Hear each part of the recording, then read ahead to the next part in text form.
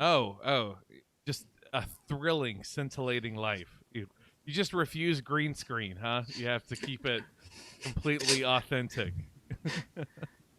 I'm gonna get actually green screen curtains, Oh, okay. Well, then the two birds, one stone. So but that, I'm gonna paste back in my beige curtains as the green screen background. somehow even more beige than Yep. before. Mastering the art of being nondescript. So, all right. Let me go ahead and read from the thing, which you would think I would have memorized by now, but that is just absolutely not the case. So, hey everyone, welcome to Sports Radio 1917, your home for sports discussion and fantasy analysis from a leftist perspective. I'm Keldon, and today I'm joined by my fellow sports Bolshevik and professional broadcaster, Mitchell. Whatever. Exactly. How's it going, sir? Dude, it's going, that's for sure. It's important. We're deciding to broadcast right when the NFL season is kicking off. It's not a very good move on our part, but to be fair, this will probably be the only good Thursday night football game of the entire season. So we have to big brain this type of shit.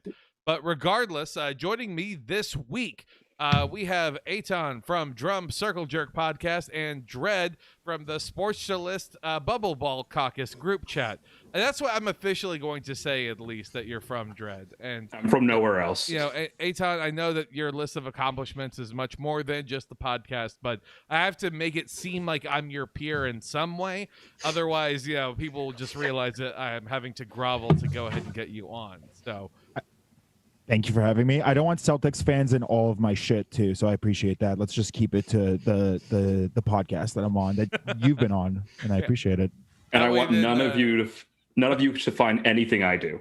I am just a voice here.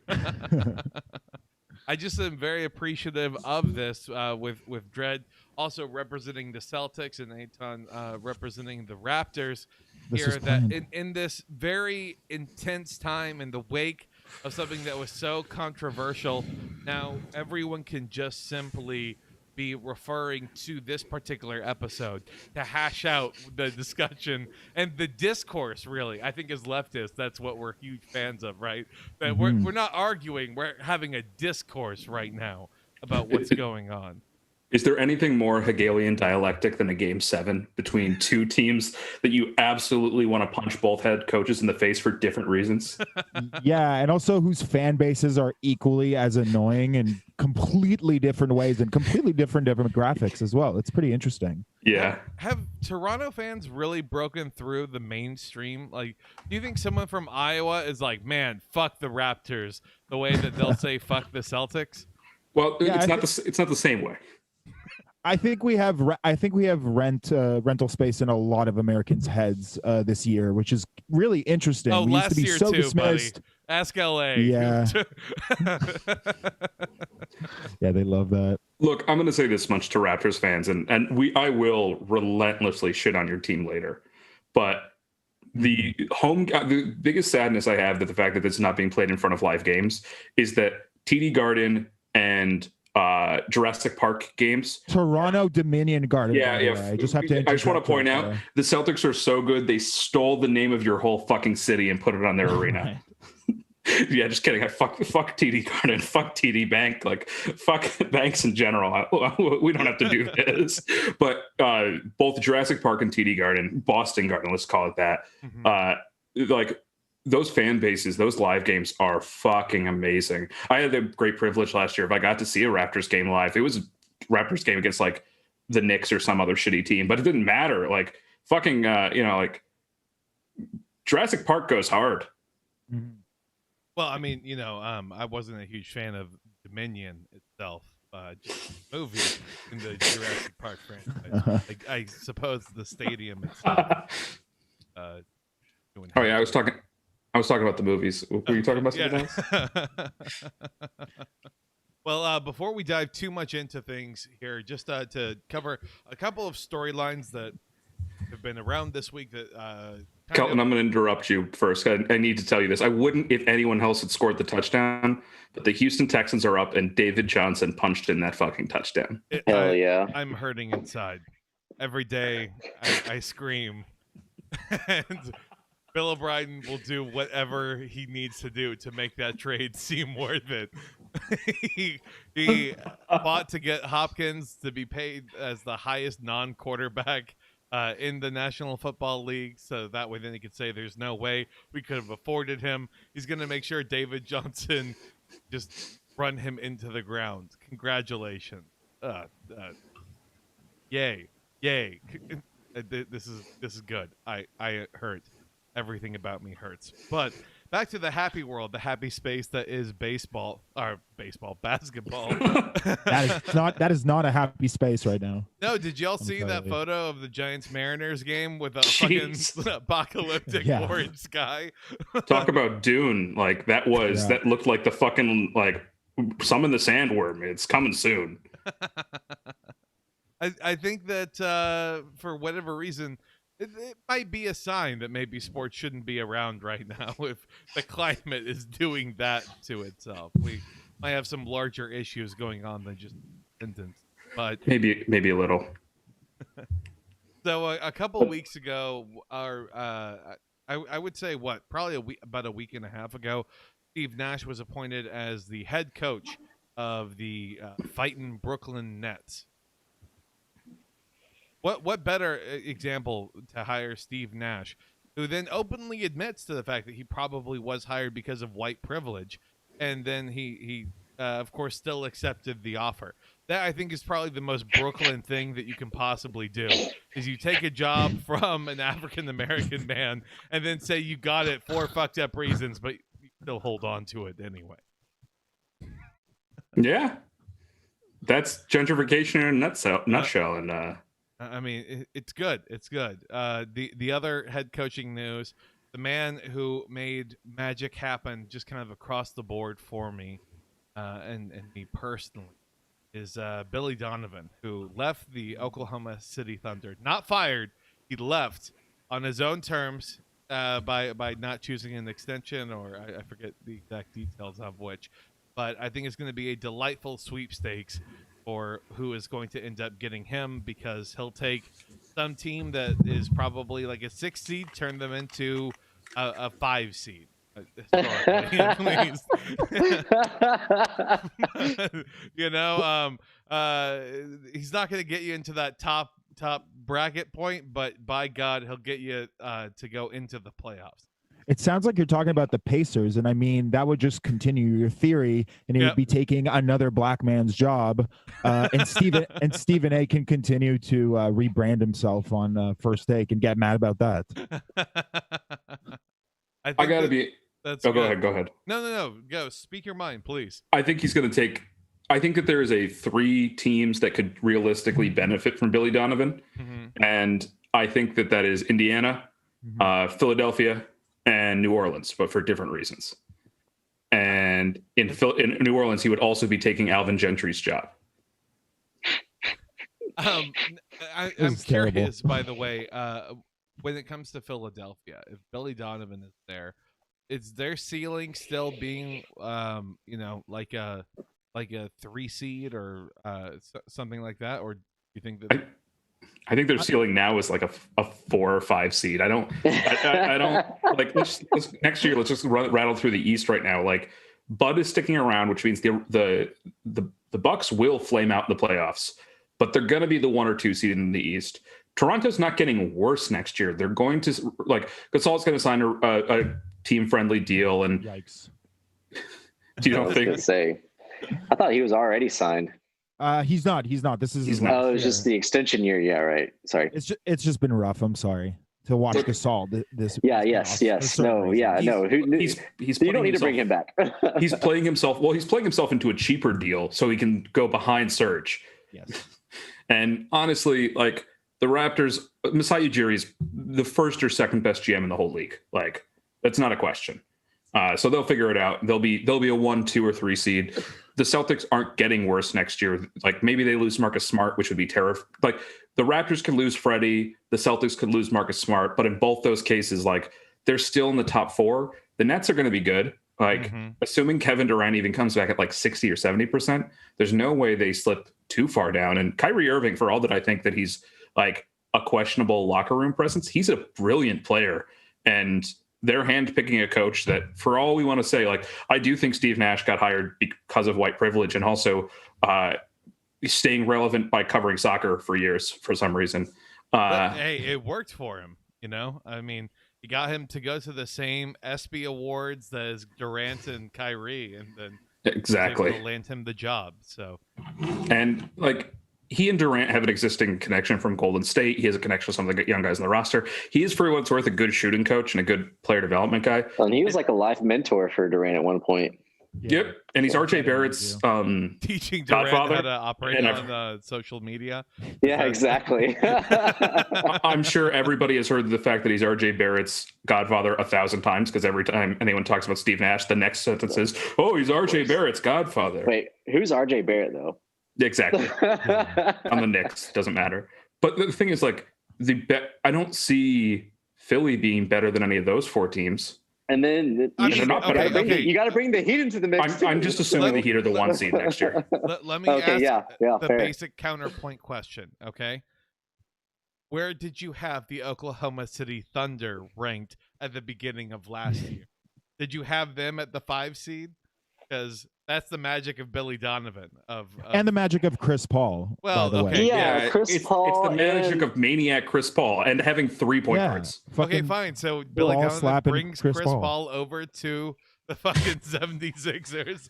They that would love be brilliant. paying for old expiring contracts, overpaying what more? Gallinari and SGA were big parts of that 8th seed Clippers team. So, I mean, we didn't give them enough credit. That was the biggest mistake. I'm sorry what I said about Bucks fans, by the way. It's Philly fans that are probably the saddest fan base now because, geez, that roster is unfixable. The trades that they're posting on forums are just hilarious, where they think that Josh Richardson and Al Horford's contracts are somehow valuable to you're going to have Josh Richardson, maybe. No, Josh Richardson is the problem with Josh Richardson is you cannot replace him at the cost you're getting, because nobody wants to take him on and give away the assets you'd have to give to fill that. Fair enough. And for Horford, as much as I love Al Horford as a human being, you're going to have to pay somebody to take him. You're going to have to pay the Sacramento Kings to say, I guess we're not a contender. I don't know. The Kings always feel like they're just right there in the running. I mean, their record just... Yeah, I feel like the Kings would be a good landing spot for Billy Donovan.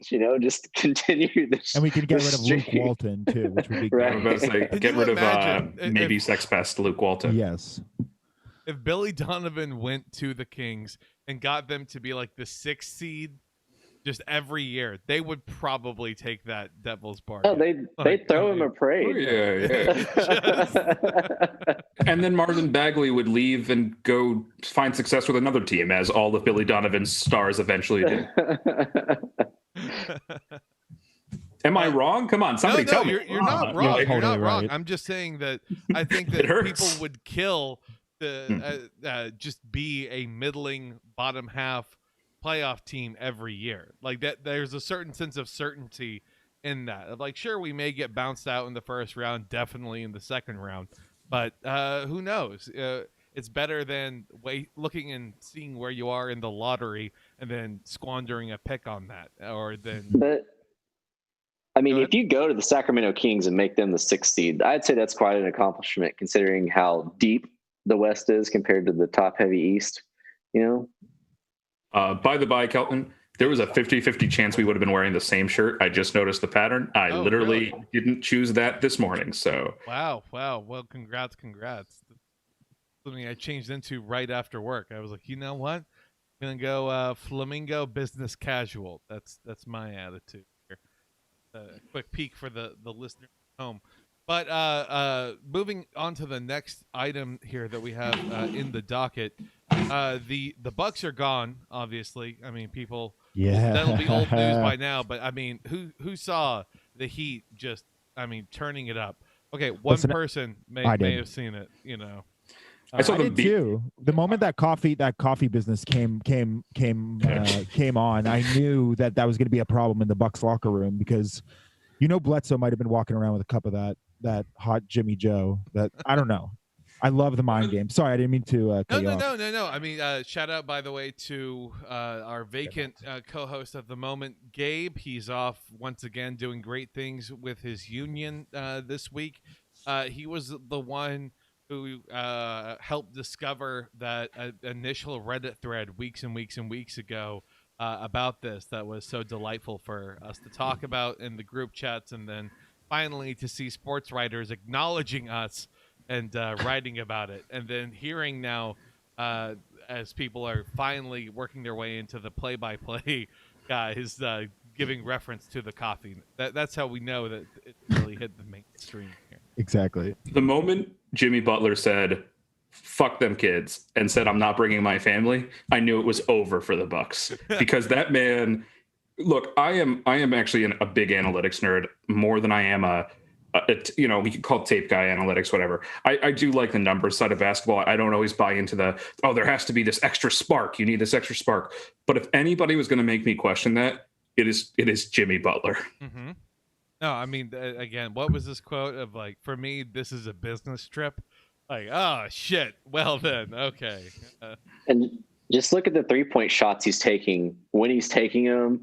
And like, just when he wants to, he's just turning it on. Like, oh, we're ready to pull away. I'm going to start draining threes. It's just crazy. Even though he's a terrible shooter, or really he is from the outside. He's not a good shooter for the most part. They also have Michael Jordan descendant Tyler Hero on their team.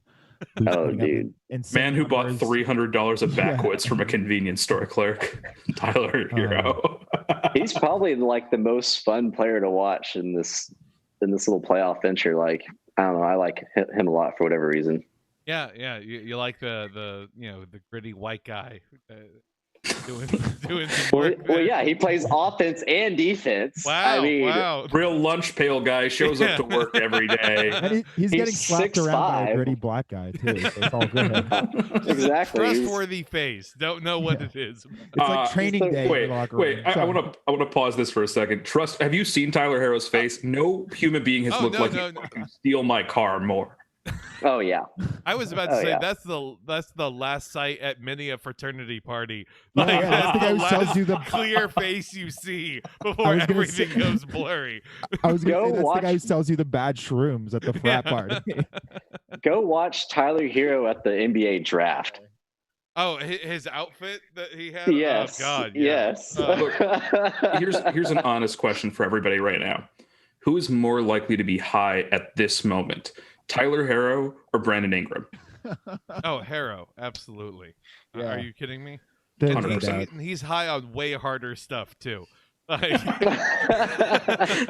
he saw that the league is only doing performance enhancement tests, and he's like, "Shake this up." His secret Allegedly. is that he actually hasn't slept since the bubble started. That's his main thing. All right. I just want to say one thing. I'm sorry to cut you off there, but go for it.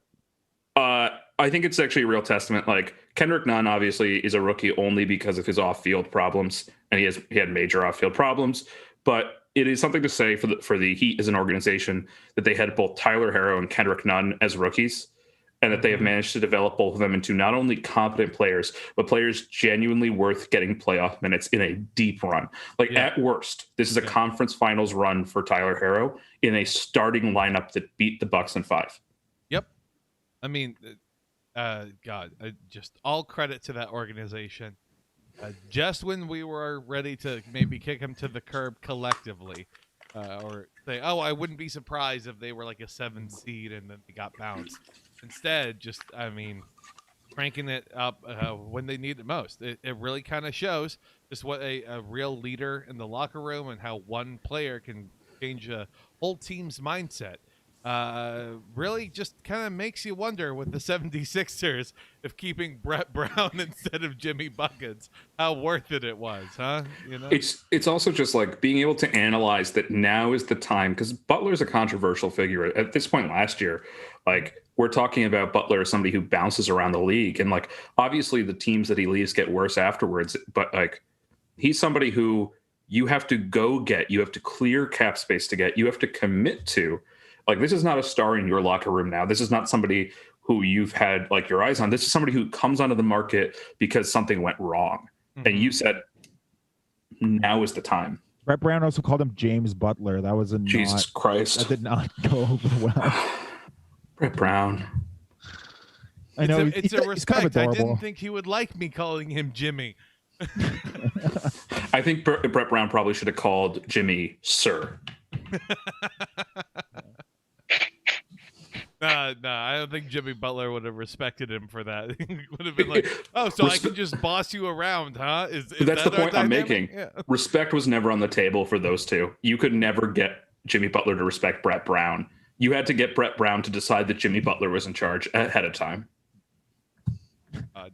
I don't know. There's so many different what ifs that could have been played, you know, like a year ago. Like, number one, I would have been begging for the Rockets to hold on to Chris Paul, just saying like, no, please trust me, you don't know what you're doing. Wouldn't you be begging for the Bucks to hold on to Brogdon too before the beginning of this year and just absolutely just have their Trump ass voting owners just pay a little bit more money for their two-time MVP? Sorry, I know that take's been said a million times, but it just has to be said again. They chose to keep. They genuinely chose to keep vastly inferior players over Brogdon to save dimes. Didn't somebody tweet that Eric Bledsoe's shooting numbers look like tour dates recently? And put them on a poster. Who's going to trade for Eric Bledsoe? No one. Eric Bledsoe doesn't even look like he belongs on the basketball court. Eric Bledsoe is the only thing as a Celtics fan that I know Eric Bledsoe for is Terry Rozier showing up in a fucking like Bledsoe jersey, the Patriot, to fuck with him. Like, that's the only thing that we care about. And then he got clowned on in that series.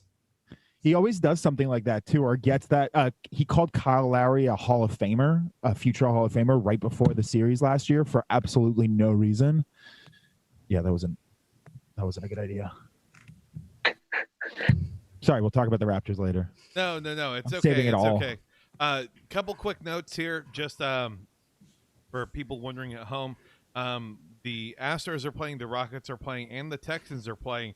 So Houston could go 0-3 just across the board here, and is looking pretty good right now because the Lakers have a 20-point lead on the Rockets as of right now. They're the Rockets and small ball. Small ball exercise is proven as a good way to get you into the second round. But wouldn't you know it when you have Anthony Davis and LeBron James just powers uniting for 7 games, that they're going to be able to hold their own against you on that. And then when you have a 7-man rotation. It is a Russ game, by the way. Russ has 19 points tonight, and Harden only has 15. Exactly. Never, at no point this season has it been like, oh man, thank God Russ was having a good night. It's wow, we got blown out, but Russ put up some pretty good numbers. That's the old Oklahoma City Russ shining through. Oh my gosh, averaging a triple-double while getting blown out by 30. That's Russ for you. So. Russell Westbrook is the personification of that meme where it's the guy who shakes the champagne, bites the metal, kisses the girl, and then it zooms out and he's on the 3rd place podium. That's Russ in a net. Yes. That is incredibly his energy. I mean, I don't even know really what to say about this other than I know I hate small ball. I've gone on record as that. I felt like I was taking crazy pills though when some analysts were saying that the Rockets had a legitimate shot at this, because I didn't see it, and now I feel vindicated. Now, if the Rockets come back and they win 2 straight and it goes to Game 7, and then people are talking about, well, what could happen next year, I'll be incredibly frustrated. But Also, I'll say this. I think that the half of the Rockets experiment that could work on a different team with a non-MDA coach, because once again, MDA always creates something and then somebody else wins with it for him, is relentlessly stupid three-point shooting. Like, there are about 4 teams in the league that could just switch to jack as many threes as you can, because statistically you're going to have on nights. Yep. Oh, I mean, I think the best example of that is probably in the next matchup here of the Clippers and Nuggets. I mean, the Nuggets are a team where when they're on, all of them seem to be on, and they're unstoppable. The problem is that there's 3 games at a time where they look very, very beatable. So how can you sync that up? Because you want to avoid those 80-point games in the NBA in 2020. Mm-hmm. Well, they need another distributor besides Jamal Murray. That's the thing. If Jamal Murray is not on and he's not making shots from the outside, then the offense stalls out. They just feed Jokic, and that only works for so long, especially against a team like the Clippers. They need Murray to change up his style fundamentally. They need, once again, not to be a Celtics homer here, but they need Murray to do what Jason Tatum did this year, which is switch from a finesse and craft, like I'm going to trick you on my way to the basket and then I'm going to pull back, to an actual push and draw contact guy. If he draws fouls, all of a sudden it's not going to make him a better player, but it will make him a more consistent player. And like, I hate advocating for grift ball, but drawing fouls is part of the game. Oh, God. Yeah. Oh, God. Real quick, by the way, I just want to say that at the beginning of the playoffs, I was mocked, schooled. I was beaten down for saying that I would rather have the 2 J's from Boston over Harden and Westbrook, that I viewed the 2 J's as being more of a threatening duo than Harden and Westbrook, especially with Westbrook being. I am feeling vindicated at this point. And it feels good because, let's talk about like what the main story is right now. What we are so fortunate to have here. It's Raptors Celtics all tied up 3-3. Things have been going great. It's a peaceful series. No fan bases are irritated at all. People aren't staring into the relative mouths of madness, trying to summon some bizarre Lovecraftian horror beast to wipe out the opposing side. So just Tony Brothers. I don't need any Lovecraftian beast to attack Toronto. Just Tony Brothers. Well. So, okay, Dredd, you love the Celtics. Eitan, you love the Raptors. Explain to me what the controversy was for anyone who might just be listening to us as your source of news for sports, which, my God, I'm so sorry if that's the case, but how did you interpret it as a Raptors fan? How did you interpret it as a Celtics fan? Let's hash it out. I'll let the 2 seed go first. Listen, there's no home court really in this series in the bubble setting, right? But I will accept it. Listen, I don't really know exactly what was going through Jason Tatum's head, but I can only imagine that he thought that Nick Nurse looked quite similar to Larry Bird in that moment when the top of his foot was touching the border of and also Tice didn't really cut to where maybe he should have for the shot. I'm not really sure, but I think maybe the Celtics fans should actually explain what happened, because I didn't really think about it throughout. I also didn't really think about, the time that Brad Stevens stepped on the court in game 3, I believe it was. I didn't think about the time Jaylen Brown caught the ball out of bounds for the fast break while the ref was staring right at him. I haven't really been thinking about those things. It seems like Celtics fans cannot stop thinking about those things. So maybe we should hear from the Celtics fans before I say anything else. So my fellow Celtics fans are going to be disappointed in me, but that's fine because I'm constantly disappointed in them. It is a genuinely terrible fan base for about halfway, and the best people in the world the other half. And I do want to say that Raptors fans have been a little bit of bullies to you guys. Like Like most people know that the Celtics fan base is like this, and it's kind of mean. Actually, it's kind of like going after the slow kid at school. You know, I feel a little bad. Look, I just feel bad for you guys because this is your glorious year to prove that you didn't need Kawhi and a broken Kevin Durant to get a title, but instead you had to be the underdog against the 3 seed. So I'm really sorry for you. Look, I'll say this much. I'm going to be disappointing a lot of Celtics fans, and then I'm actually not going to be as mad as I was last night about a lot of these specific moments. It is having talked in the chat with another Raptors fan, an excellent friend of ours. Shout out Socialist Raptor on Twitter. That's right. Abdul from Kino Lefter. Marcus Gasol. Yeah. This reffing has just been terrible in both ways. Like, Tatum has not gotten being called on fouls. He's been getting the star treatment. I'm going to call it the LeBronto treatment. Which, listen, he might deserve. Like, I just want to come out and say before I keep shitting on the Celtics, like, I kind of hate this team, and I usually hate this team. I wish I hated the Raptors a little more than I liked them, but it's really begrudging love and genuine loathing sometimes. But the fact of the matter is that our good friend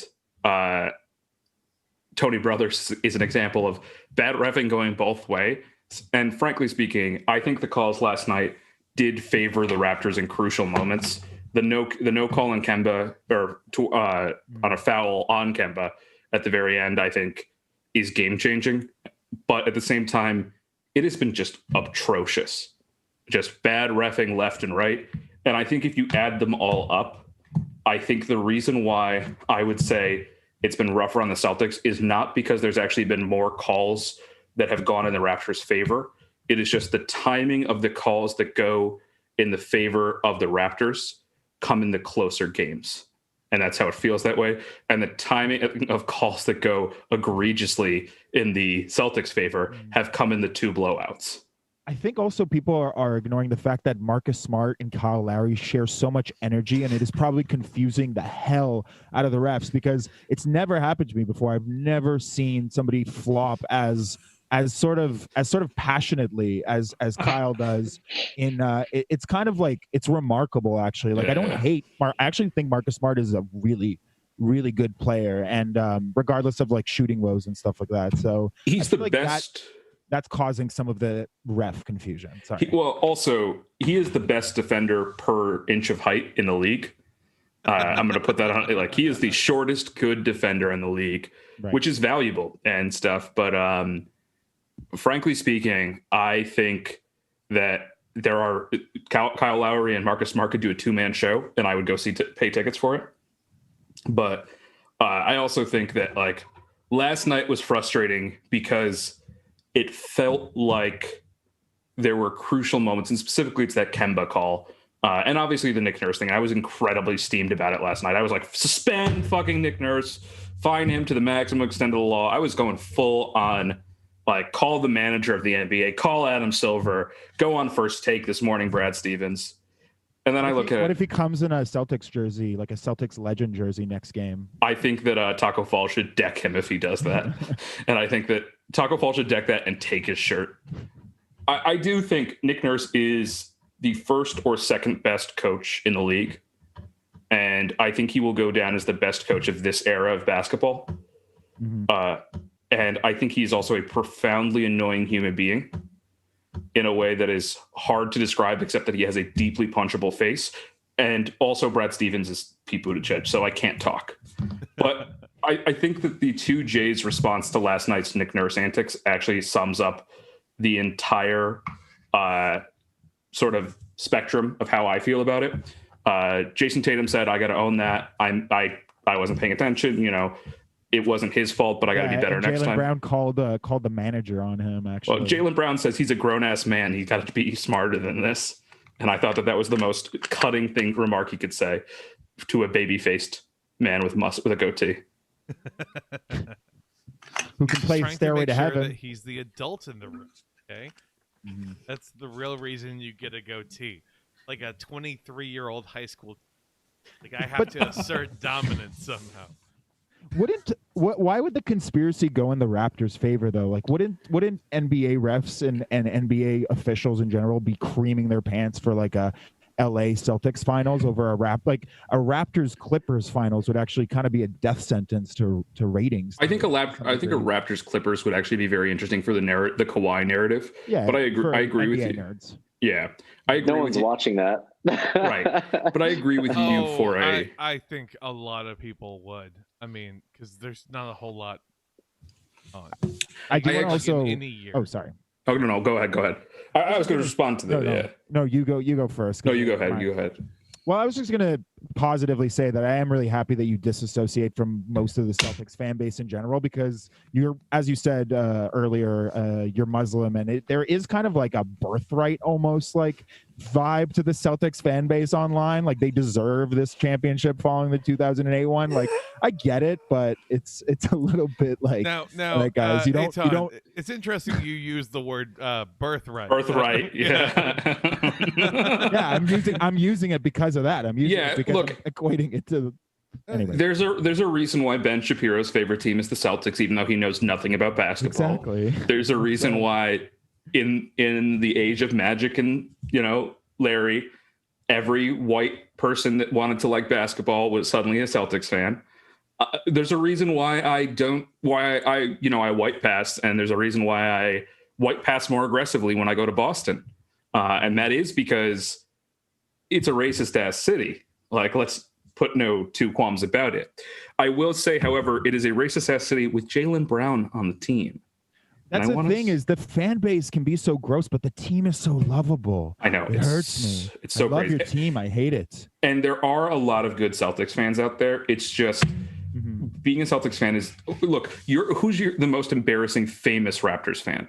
Oh my Drake? God. I mean, well, he might be number 2 or 3. I would controversially say Nav might even be one, although I respect that he exists and everything.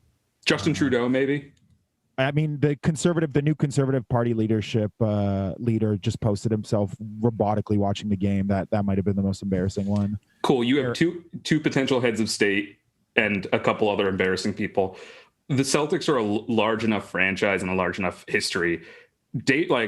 Barstool Dave and Bill Simmons are two of our most prominent, but somehow still not even close to the most embarrassing Celtics fans. And they're both horrendous. Like, it is, being a Celtics fan is constantly having to cap to the fact that you are surrounded by idiots. But, and here's the big but here, being a Celtics fan is also a constant reminder that unless your team goes on an improbable run and smashes through a couple of other teams, you will always just be the team that gets bounced in the Eastern Conference Final. Mm-hmm. And that is why last night was so crushing to Celtics fans, if we're going to be completely honest. Because I think Celtics having won Game 6 in regulation might have beaten the Heat. I think it would have been a knockout, drag-out brawl. But I think they might have done it because it's a really favorable matchup. Jason Tatum is incredible. Kemba has hot stretches, but I want to see. I'm a big UConn fan. I attended UConn. I was at most of the March Madness games and all of the Big East games that magical year. Those parties, by the way, amazing. I want to see Kemba Walker get a ring, and I think that it would have been at least possible if they won Game 6. And I think playing 50 minutes in overtime and then going to a Game 7, even if the Celtics kind of soundly beat the Raptors this game, which I don't know that they will, either team is just going to be too tired to face off rested Jimmy buckets.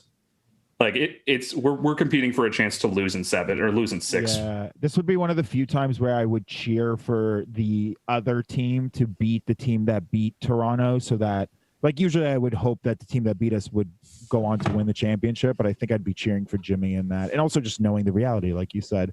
By the way, the last 2-minute report says that Nick Nurse did not commit a violation in that moment. Yeah, it also did say, by the way, that the officials reviewed and said they should have called the call on the Kemba layup. So let's just get a little careful here. To answer the earlier charge, I actually do think that the NBA would love a Lakers Celtics finals, but I don't think as much as I think Adam Silver coordinates stuff, I don't think he coordinates that level. I think the Celtics being as good as they were this year was actually an improbability, if that makes sense. I don't think they expected them to sweep the Sixers. I don't think they expected them to even beat the Raptors. The fact that they went up, I really think that with how terrible the other playoff games have been, this is my conspiracy. Here's my grand conspiracy. With how terrible the other three matchups have been, except for those fluke first couple games, like the fucking Nuggets and Clippers games have been unwatchable, except for the one that the Nuggets won. The LA games have been terrible, like the Lakers games, and the Bucks looked like blobs. Like there was only one fun game. The NBA wanted one series to go to 7, and I don't think they cared who won in the end. Like, I do think they'd rather have the Celtics in the finals than the Raptors. I'm not going to cap about that, but I think they wanted a 7-game series in round 2, and I think they got it. And I think they made sure Tony Brothers got it. I'll just say one last thing, that equating Nick Nurse's like, you can't equate what Nick Nurse did last night to what Skip Bayless did today, which you're fuck Skip Bayless. God. Skip Bayless, for those of you that don't know, said that as the quarterback of America's team, Dak Prescott wasn't allowed to talk about his depression after his brother took his own life earlier in the pandemic, because that's going to make him look weak in the eyes of the locker room. And every person with a heart immediately said, fuck Skip Bayless. Yeah. And then every person with a brain said, respectfully, fuck Skip. it was... it's one of those borderline statements where I'm surprised if really should come back from it. Like he will undoubtedly. And unfortunately, probably worse stuff than this. Like if we were to, go through a tale. He built his career on saying that Troy Aikman was secretly gay. Like legitimately, that's where he comes from. Is that expose book is like the big scandal was that, is Troy Aikman is the reason he's not, more popular with the ladies, that he's secretly gay. That's his entire background. Like he's a muckraker scumbag journalist who's just turned it into an art form. Fox Sports is lucky to have him. Army of fake Twitter accounts give him engagement.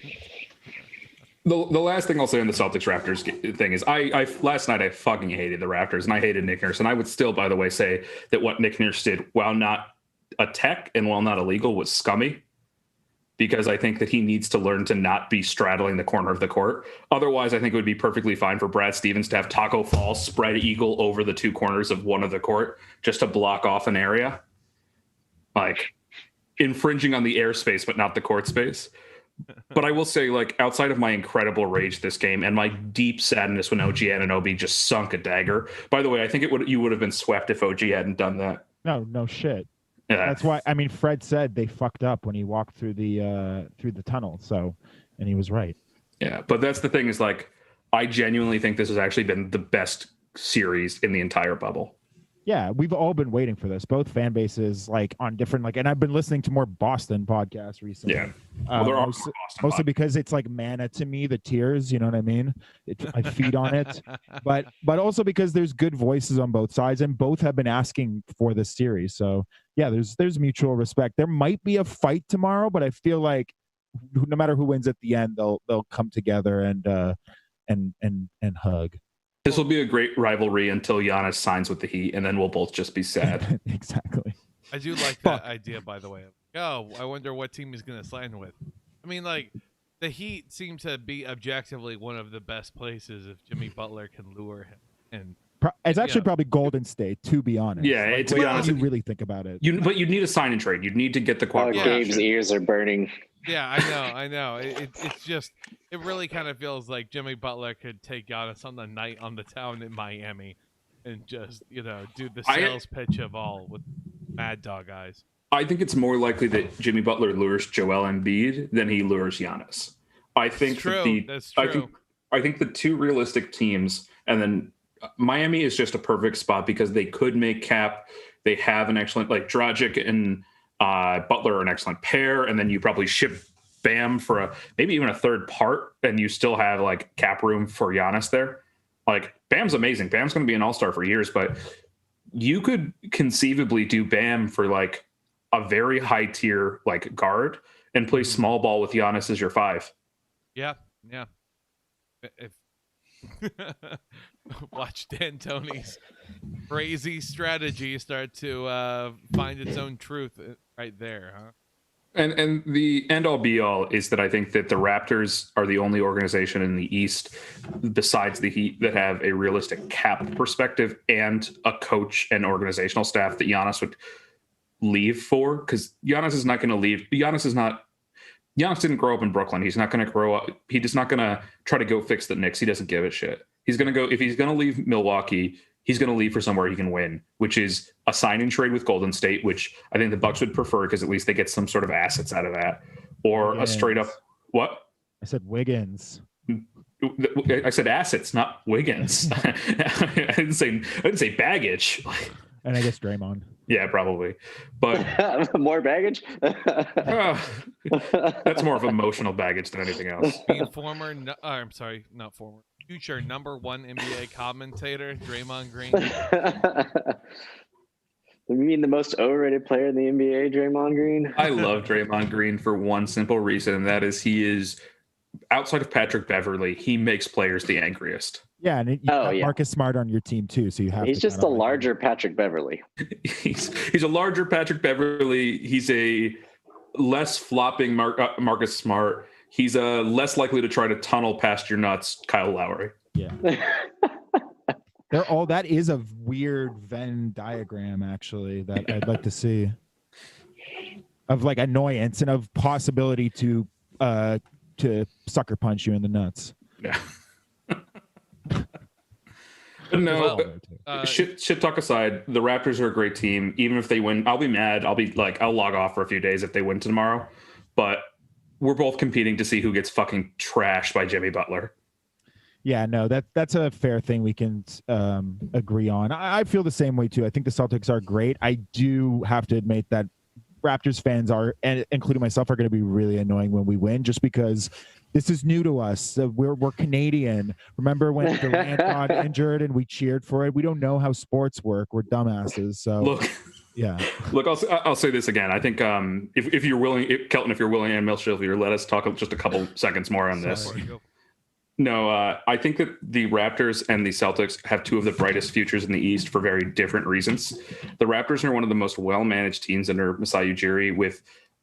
This is my hot take, and this is my offensive to Toronto take. I don't think you can be a championship team with Kyle Lowry as your best player, and I don't think Pascal Siakam has what it takes right now to be your best player. Oh, I'll eat crow on that. The Jason Tatum versus Pascal Siakam debate, I will eat crow on that. I am ever sorry that I even compared those two players. I think unfortunately Jaylen Brown and Pascal are much more comparable players for very different reasons. And Jaylen Brown is one of my favorite players in the league because I think he's the closest thing we have to a leftist basketball player, and he's deeply likable. He's deeply well read, and I really think that at some point he's going to go choose to play with Donovan Mitchell in Utah for some reason.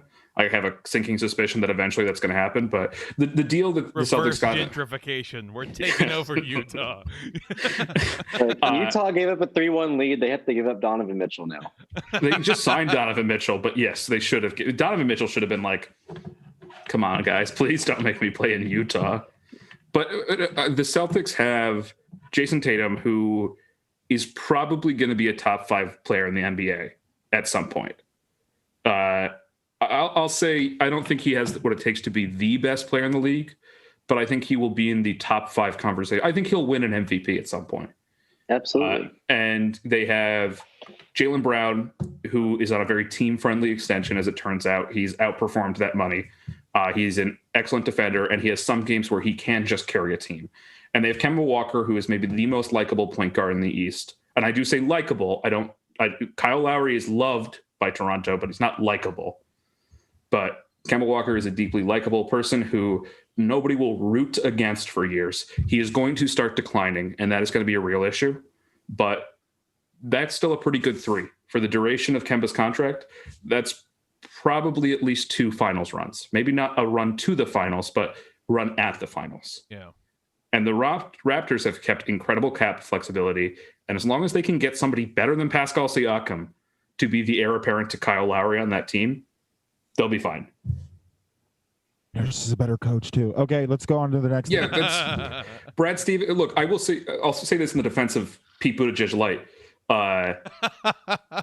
He is a better playoff coach than he is a regular season coach because his rotations are terrible, but his schemes are really good and his player scouting is amazing. But he is by far the worst East coach left. But that's only because Eric Spoelstra and Nick Nurse are maybe the two best coaches in the league now that Pop is kind of a little bit past his game. And I think Brad Stevens is probably the third best coach in the East. And I don't think it's close after that. And then I think that there's only a handful of coaches in the West that you can even compare to those three. Not until Chauncey Billups gets the Pacers job, then we'll have the debate. Yeah, sure. All right. Sorry. Take it away here. So to move great. into the Oh yeah, I rambled. Sorry, folks. No. It's important, y'all. Feel passionately about these things, and that's the important part. Sports, it brings some stuff out of us here. So, some predictions that we probably should be looking forward to over the weekend. It's going to be coming out on Friday. So, the Game 7 in question between Celtics and Raptors. Who all do we have? Because I personally see the Celtics. I gotta say Raptors. Sorry. No. I was just saying, it's hard for me to say anyone but the Celtics, but the Raptors have all the momentum now. Well, I mean, I don't actually know about that. It's not like one of the blowout games. It's the close games. If you remember, the first close game, it swung back to a Raptors blowout, but both teams are very, very tough. And I get that the Raptors bench is deeper, but Jason Tatum is 12 years younger than Kyle Lowry. And I think that 12 years and both on 52 minutes is going to end up mattering. I'm hoping it does because I cannot watch any more of the Lollipop Guild King play basketball. I have to appreciate Kyle Lowry and how he uses his body, but I am over it. I need more Celtics heat. I need the Celtics and heat. Man. I want to see Jimmy Butler versus Jason Tatum because I think that that's going to be the best East matchup for a few years. And I think the Celtics win it, but if you told me that the Raptors won it, I wouldn't be surprised. Because they're both excellent teams. They both have maniacs on the court. Lowry, Marcus Smart are both maniacs. And they came down from 3-1, right? No, it was 2-1, then it was 2-2. Okay. It was 2 wins, 1 win. It's been genuinely back and forth. It's the only actual back and forth matchup we've got. It's almost crazy that game one, as a Raptors fan, that game 1 and game 5 don't mean shit today or tomorrow. It's like they didn't happen. we just have one game to play now. And those were some of the worst games I've actually seen in the playoffs as a Raptors fan, while the other ones have been, including the second game where we lost, pretty fucking entertaining. But it's Raptors, baby. We're going to lose to Jimmy Butler in 5. It's going to be great. And I'm going to say Celtics, we're going to lose in 6. Kyle Lowry and Jimmy are going to hug. I do enjoy that. Celtics in 6, Raptors in 5, but it's who's going to lose to the Heat. Very enjoyable predictions there. Does anyone think that the Nuggets are going to be able to scramble it together, beat the Clippers? No. Obviously not, but here's my thing with the Clippers. They keep playing down, and it really annoys me. Watching them last night, they're just playing down to the Nuggets level, giving them every chance to come back in the game, and then once it gets within single digits, they're all right, we're going to play again. Load management personified, right? Of they just simply don't care. Fine, we'll win by 6, but we'll always win by 6. Or we'll win, 4 games out of the series, but we'll win it in 6 games. We don't care about sweeping or momentum necessarily. And I think that's a kind of a recipe for disaster for them if they end up facing the Heat in the finals, because the Heat have just been on the gas. Oh, the Heat are going to be the NBA champions this year. Sammy Watkins. I'm sorry, never mind. The Heat are going to be the NBA champions this year, and I do not question that. There's not a team in the West. The Lakers might beat the Heat because genuinely it's just because Anthony Davis is really tall and he can shoot over Bam. Because Bam's a good Giannis stopper, but he's not a good Anthony Davis stopper. And no one really is. I would argue Ben Simmons sometimes, but that's okay. I could see that. Yeah, I can see that. They're both too tall to be playing guard, which is what they are. But the Clippers have Kawhi Leonard, who is the only player besides Jimmy Butler in the bubble you can legitimately just call like a robot from space built to kill people. Yeah, absolutely. Except one loves his family and the other one doesn't, and the one that doesn't is going to win the championship, and that's Jimmy Butler. And one could have had a dynasty if he stayed in Toronto, but And he probably would have if he knew that half the season and the playoffs were all going to just be played in fucking Orlando and not in Toronto. You think he would have signed a 1-year deal maybe? If he knew that it was going to be in a bubble, yeah, I think so. Yeah. If he knew that COVID was coming. Yeah, absolutely. Because it was all geographical. I genuinely think he just hated being cold. Yeah, I mean, it sucks. Probably. It really sucks here. Especially when you're like compared to California. I mean, California is on fire right now. I actually think that being in Toronto, like they would have named a fucking part of the city after him if he'd stayed. Mm-hmm. It was crazy. They should anyways, because it might be a while before they see a championship again. You never know. Yeah. If they get Giannis. Which we will. Sorry. I don't know. I still don't know if the Heat are enough to take down the Clippers. That's the most exciting matchup to me. And like as a basketball fan, I don't think you can ask for more. I mean, the Wings matchup just is give amazing. it to us.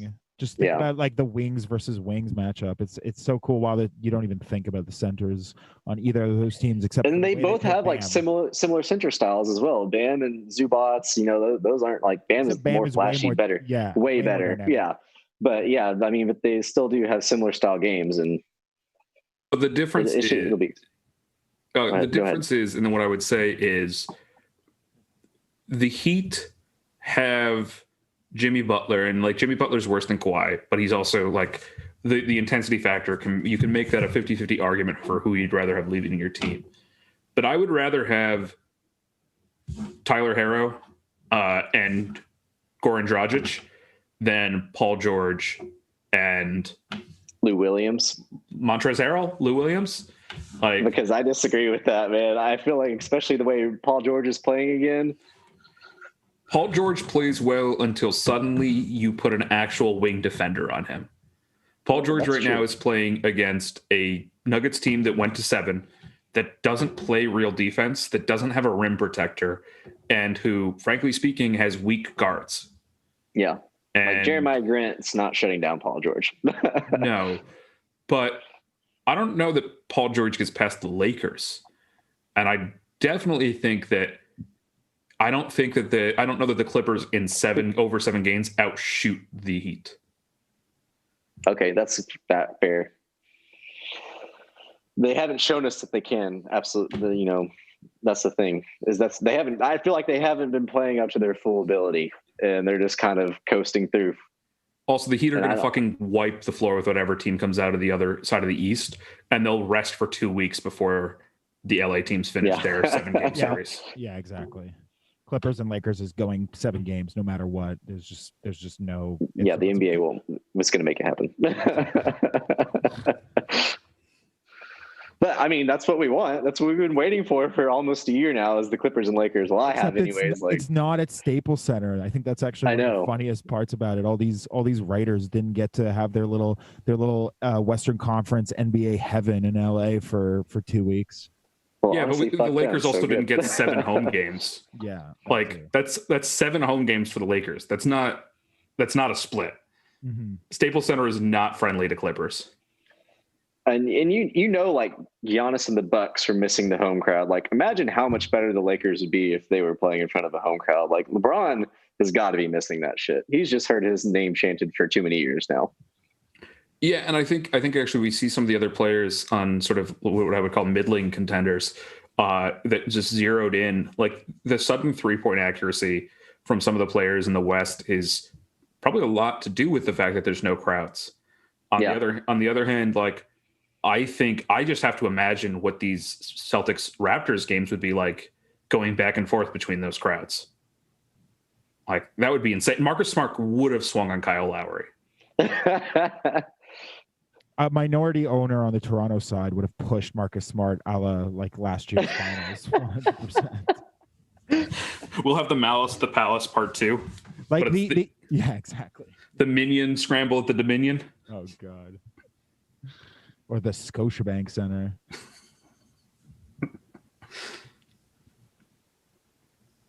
So I'm just looking at these. Well, I don't So, yeah. know. I mean, I'm Sammy Watkins has a touchdown, and I was very mad about that. Oh yeah, no, I'm. I don't think we mentioned that the Lakers won either. Oh, congrats to them. Oh Yeah, sorry. Oh man, shocker of shockers. Everyone's so shocked. And the Astros lost to the Athletics, so it looks like Houston is going 0-3. Yeah, bitches. Bet it all against my town. You hear me? God. Beautiful time here. Well, okay. So moving on a little bit from the world of basketball, that is all well and good, to the world of football, as this episode just continues to balloon in overall runtime. Just a couple of news items talking about the NFL just before we dive into week one prediction points here and just some things that we want to focus on. The Miami Dolphin football players have all decided that they are going to be staying in the locker room as both national anthems are being played, which I guess is angering a lot of people who forgot that this was just the norm pre-2001.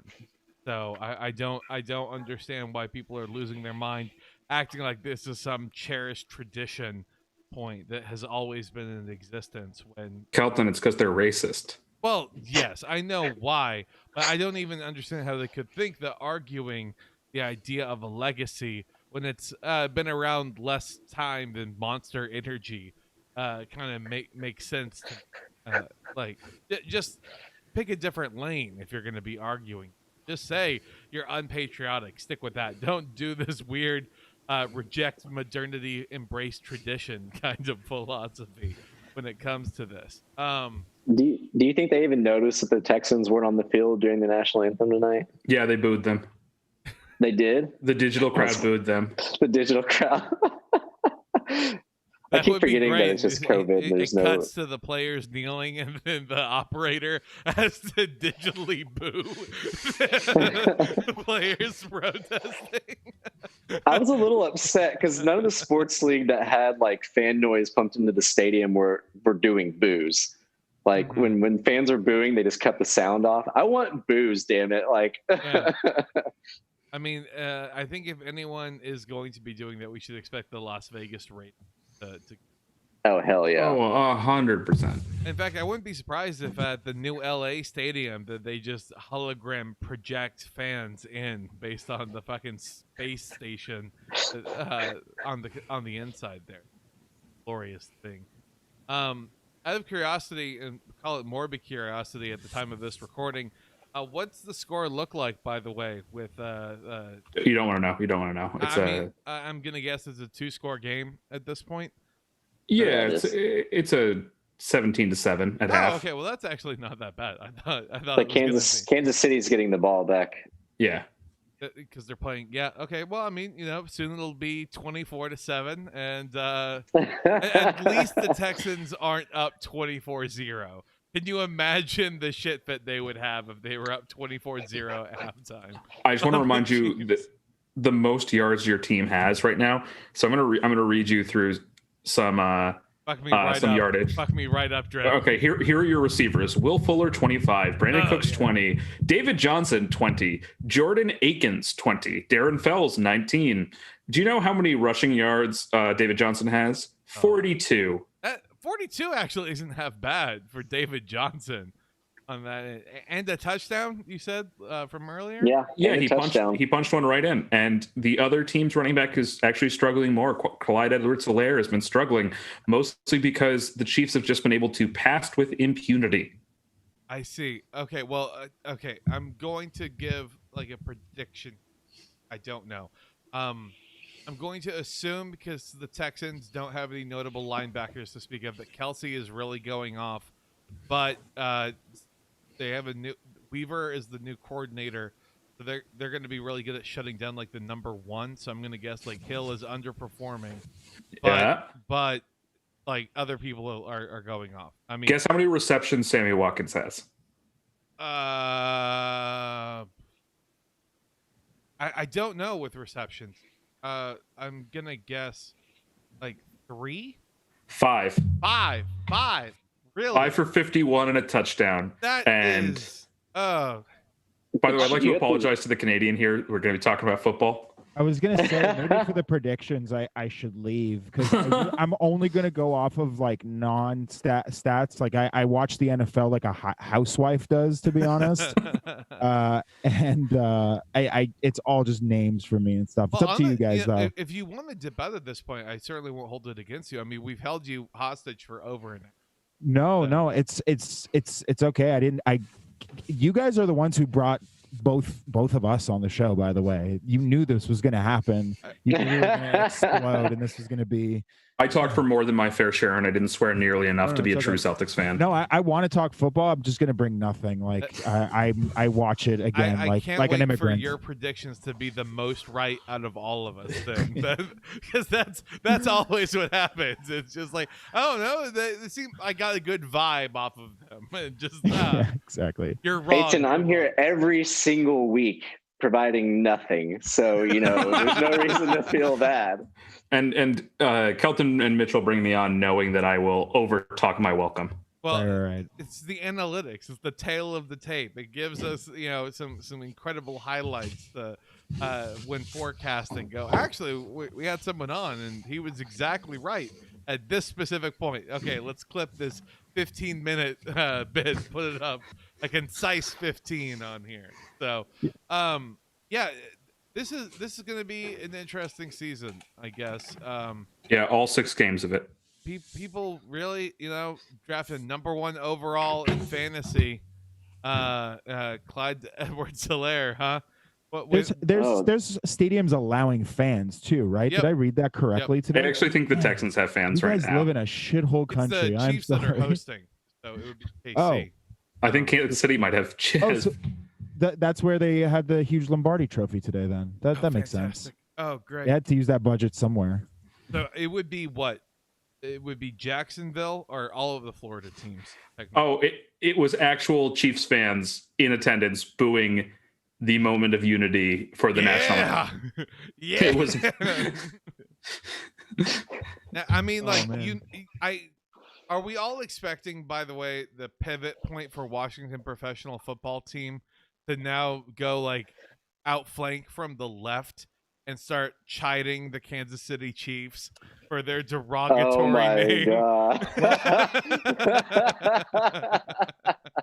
I'll say this though, that it actually inspired it in the CFL as well, that situation. I don't know if you guys were aware that there's an Edmonton Eskimos. Yeah.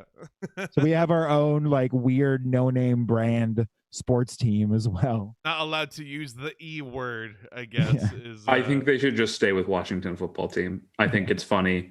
And I think that honestly, it's the best thing that sums them up so well. Yeah. They're a football team from Washington. Football team. They're in the league.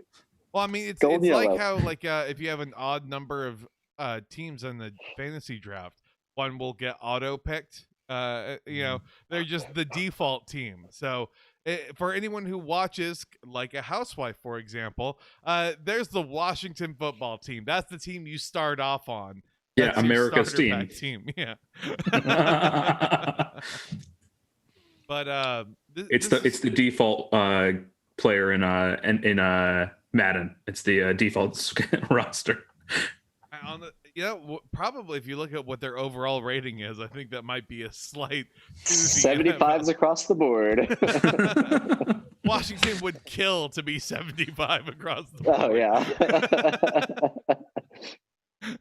I think their defense is like an 80 this year. Their right? defensive line is probably. Yeah, that's right. Everything. There you else. go. Before you guys go on with the predictions, I guess I will drop before I just don't bring really any. Okay, that was like the most of my fine. football. Is that okay? I'm really sorry about that. Of course, I'm not undoing my retweet or anything. Hey, I really want to hear you insult the Celtics one more time so I can insult the Raptors and not feel bad about it. Listen, I'm still every time I see Marcus Smart flail like Magikarp, I'm in awe of it. It's like watching a musical number of some kind. It's kind of beautiful actually, which was the end of last night was just, what was he saying? Anyways, I can't wait for tomorrow, and I hope we keep talking about it online and everything as respectfully as we did today. Yeah, and I hope that I get real heated and real mad about it, and then I'll feel bad about it the next day, but I won't apologize. Listen, social justice wins if Toronto wins. That's all I'll say. I just want to point out that everybody wins if Bill Simmons cries, but also everyone wins if Justin Trudeau can cry for some reason. That's true, and both will happen actually, no matter what, as you said. So everybody's going to win at the end of this, which is why we're all going to get along at the end. Sorry, I thank you guys for having me and everything. Of course, yeah, this has been thanks for being on. Yeah. Nice to meet you. Nice to meet you too, man. I'll let you guys get to real quick. What have you got to plug? What's going on in your world? Just Drum Circle Jerk at DCJ Pod. We've had Kelton on and his crew. That's one of my favorite episodes, and that's kind of it. Yeah. Cool. Check out the Psychic Dolphin Garage as well. Yeah. Forever and always. All right. See you guys. Yeah. Thank you so much. Bye, man. Peace. McKelton, I just want to let you know that you were right. The Chiefs drove the ball down the field and scored on their second half possession. Yeah, I didn't want to say anything because it just happened right away. But hell, just whispering quietly to myself, hell yeah. Travis Kelce. Yeah, I'm really glad that I kept him in so many fantasy leagues. Yeah, I was mocked in the money league I'm a part of for spending $33 on Travis Kelce, and I was like, "You fool!" Are you serious? Yeah. Mitchell, can we talk about how your team in the league that we're in is actually very good if a few things break right for you, and terrible otherwise? Oh, absolutely! It's definitely boomer bust. I mean, it's just I've never done an auction draft before, so it was totally an experiment. And I felt like everyone was talking a lot of shit to me while I was drafting. It was a lot of the lurkers listening to our listeners out there.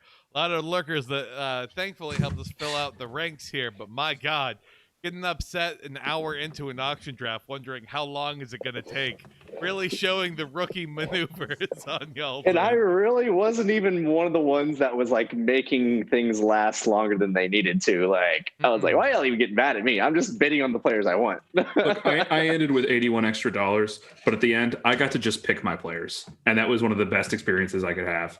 I just got to say, you pulled the end off really well. Thank you.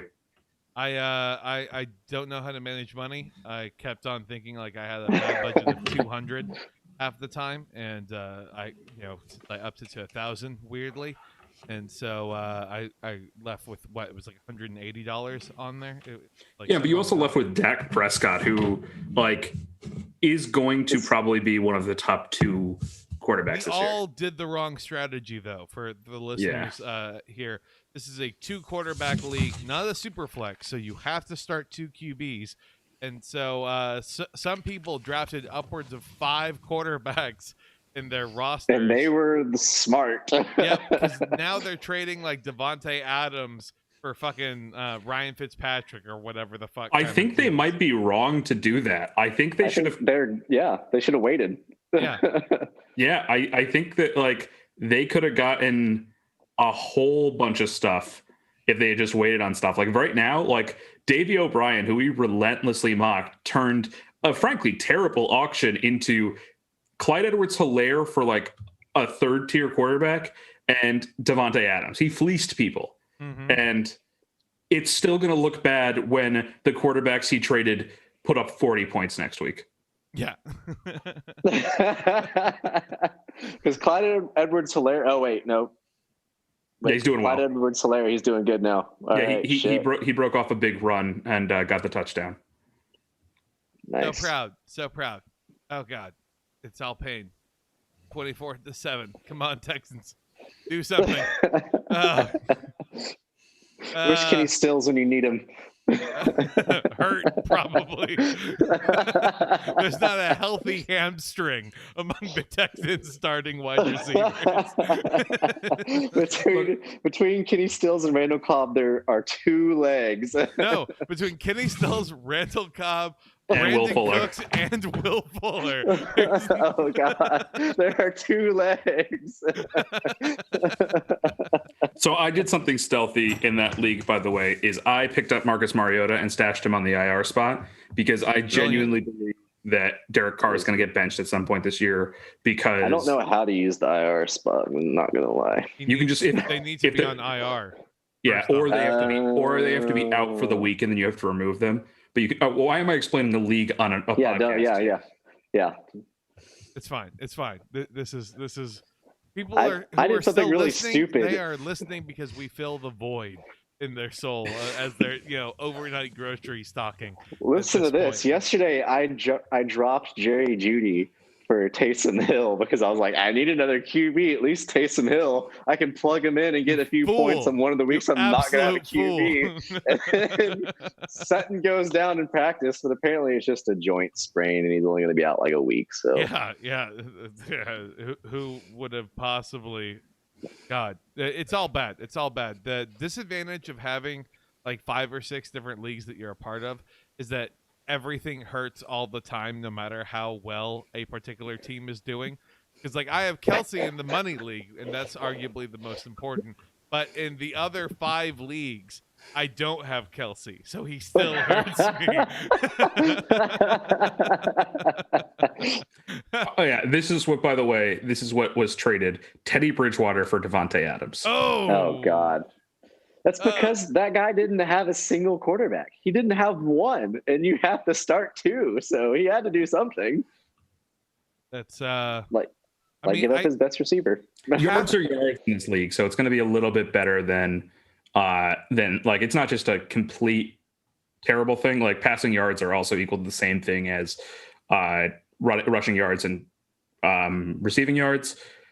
But it's still not great. What needs to happen, and I've been talking with a couple of people next year, probably move it to be a dynasty of kind, keeper, and you kind of have like your pre-slotted quarterbacks. Yeah, I think you have to like limit how many quarterbacks you can have on a roster. You have 4. You have 4 quarterbacks. 2 of them are starting, 2 of them are backups. It's up to you, and then because that still is going to fuck some people over. There's that 7 times 4 is 28, and there's 12 teams. So see what happens there. But I guess away from the world of fantasy, more into the world of looking at NFL Week 1. What's going to be happening on Sunday and Monday? Because it seems like the Chiefs are probably going to run away with this thing. But let's focus on the stream and on the podcast right now as the legend of Deshaun Watson grows like a folktale spreading throughout the Midwest, and not his ACL just exploding randomly. So on Sunday, the first, I really kind of just want to go through them and say who you think would win, but also if you're excited for it. Are we doing the lines? Oh, okay. Yeah, I wasn't going to dive too much into the lines. I was just mostly going to be the lines. Yeah, not the Lions. The Lions. So I was like, who cares? Yeah, exactly. And if you care about the actual game or you think it might be interesting, sure, we can dive into it. But again, since we're running so long, might as well just kind of be breezing through it here. So the first game that we got going on, the Chicago Bears versus the Detroit Lions. Not interested in it? Anyone? No takers, huh? It's going to be a really hot dumpster fire, and you're like, all right, when the ashes clear, what's going to be left? I mean, I think we're going to find... Oh, go ahead, Mitchell. I was going to say, I'm taking Detroit. I'm also taking Detroit, actually. I think we're going to find out right off the bat whether we think Matt Nagy actually is a good coach or whether he can't coach an offense. I don't think he can coach an offense. Whether or not he decides to bench Nick Foles Mitch Trubisky at halftime, start Nick Foles. I thought Nick Foles was their starter. Nope. No, it's Trubisky, and it's real concerning that neither of those two players have been able to distinguish themselves from the other. Yeah, because they both suck. Just all throughout training camp. Love to see it here. Browns versus Ravens. Ravens have now this is kind of exciting. You know, can the Browns live up to the hype of last year now that everyone's on a different train? I think they can. I don't think that they can against the Ravens. I think that they'll probably get buried against them. I am excited for it, kind of for the same reason as that I think that they'll get buried early on, and then they'll be much better than this one game will show. And so it'll be confirmation bias game one, and then they'll prove people wrong. I like that. I have the opposite opinion. I think they'll take a fluky win over the Ravens. Whoa. Yeah, I'm picking the upset, not because I think they're a better team. I think they're a profoundly worse team. But I think that they're playing with a lot to prove. Odell Beckham is playing to prove that people should forget about anything somebody has said about his sex life. And I think that they'll come out one game very strong. I think it'll be a fluky game. I think you're going to get a couple of weird plays, and I think that the Browns take a weird win, and then the Ravens don't lose again in the division after that. Wow. I could see it. I can see that. Then we got Packers and Vikings up next. Relatively close as it comes to the point spread here. Who were we feeling? So weird. I mean, the Vikings play such a boring style of football. And last year, the Packers are like, oh, we're going to adopt that style of football as well and play it better than you. But at least we still have Aaron Rodgers. Exactly. That'll really help improve your odds a little. Unfortunately, Aaron Rodgers seems to be kind of all that they did, because they didn't give more weapons around Aaron Rodgers, and they didn't really switch too much up. I'm surprised they haven't signed Sanu yet. I'm not. Give it time. Really? He's such a dropper, and that's like the one thing Aaron Rodgers can't forgive. Yeah, so is every other one named not Devontae Adams on that team. So yeah, what like Ernest St. Brown or whatever the Equinemius. Okay, there we go. I do like Lazard. He's got some good size to him. I mean, if he can just find his niche in the offense, like he might be something. Jay Sternberger is going to be the receiver too. Their tight end, their sophomore tight end. Like I almost guarantee he's going to end up being the receiver number 2 in that team. And it's only because they're going to put 3 players on Devontae Adams, and Aaron Rodgers is going to throw 8 yards to Jay Sternberger over the middle, a la Tom Brady circa 41. Yeah. Which he should.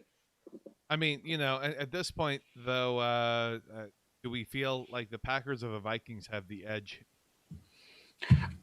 I'm going with the Packers. But, sorry, go ahead. No, I cut you off. I was just going to go with the Packers because the Vikings can't seem to beat the Packers. Justin Jefferson had a really rough camp, and I don't think the Vikings have overcome the loss of Stephon Diggs. I love the Vikings outside of weird Kirby Cousins, but I think they're actually the better team than the Packers, top to the bottom. But I think the Packers probably take this one. Yeah, I'm so sorry, Dame. I gotta go with the Packers. The Vikings win, great. I'm willing to switch allegiances this season, but until they beat the Packers, I'm gonna keep picking the Packers. The way it goes. So thinking on down, we have another division game popping up. The Jets and the Bills are coming at each other. Any excitement? Any feeling? What are the predictions here? How bad are the Jets going to be? That's what I'm excited about. The Jets, reportedly in training camp, their offensive starters lost to their defensive backups. Yep. And their defensive backups are not good. It's that their offensive starters are that bad. Mm-hmm. No, I think that a true murderer's row. I mean, talk about a franchise that has wasted their rookie quarterback, their franchise potential guy. Well, to be fair, he got mono, and who the fuck gets mono as a millionaire? Yeah, I mean, come on. Honestly, like if we're going to be honest, I think that mono might have saved Adam Gase's job. Yeah. Oh, definitely. Like he got an excuse. They might have ruined Sam Darnold. Yeah, no, I mean I think Sam Darnold is going to if he's able to lead the Jets years on 3 years, I guess. Realistic. Yeah, 5th-year option. Yeah. Sam Darnold is the new Tim Couch. No, Sam That's Darnold has harsh. some actual talent, though. He can But still everyone throw. thought Tim Couch did too. Sam, if we're gonna compare Not anybody, after Sam 3 Darnold, years in the league, I don't think there were couch diehards standing around. Sam Darnold is the new like mid-tier, non-exceptional quarterback. He'll be a starter on a team that's desperate. He's going to be the Teddy Bridgewater. He's going to be the Tyrod Taylor. He's going to be passed around the league because the Jets wasted the development time. He was an overly young quarterback with bad footwork and a great arm who had a weird throwing motion that was kind of herky-jerky and did a lot of telegraphing. He had a couple of mechanical things that could have been coached out of him by a competent coach, and instead they just hammered them into him, put him behind a terrible scheme call, and he will forever be a replacement level quarterback. That's right. I just trying to think in my head about. I mean, I guess a good comp might be Sam Bradford. Even like, Yeah. I mean, He's like, fragile. I know. Best case scenario. I mean, it's like if someone were to say like 6 years from now, holy shit, Sam Darnold threw for 3 touchdowns, 300 yards. That wouldn't surprise me. You wouldn't be surprised. Yeah. No. I mean, Ryan Fitzpatrick is the upside of his career. oh god, Like that is the absolute best he can be. he wishes he could have that swagger. I mean, Fitzpatrick didn't when he came into the league. He was called the Amish rifle for a reason. He was a weird dude, like a former Jet. He was like played it close to the vest. He was a Harvard guy. And then all of a sudden he's developed this weird persona because he just airs it out and wore Deshaun Jackson's Buccaneers or like low cut jacket once. He went to Florida. That's what and it happens changed when you him. have 7 kids in 7 states, man. It's a baller numbers. Hoes in different area codes don't mean shit compared to kids in different time zones. Yeah, exactly. Truly a learned man that we got going on here. So, even in the AFC East, Dolphins and Patriots. What are we thinking here? Dolphins.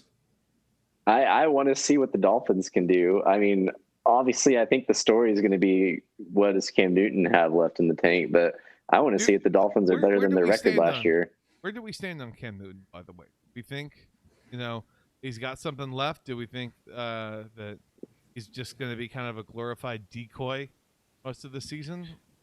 He was fine the last time he was actually throwing. Like, there's no that's reason. The thing. He wasn't.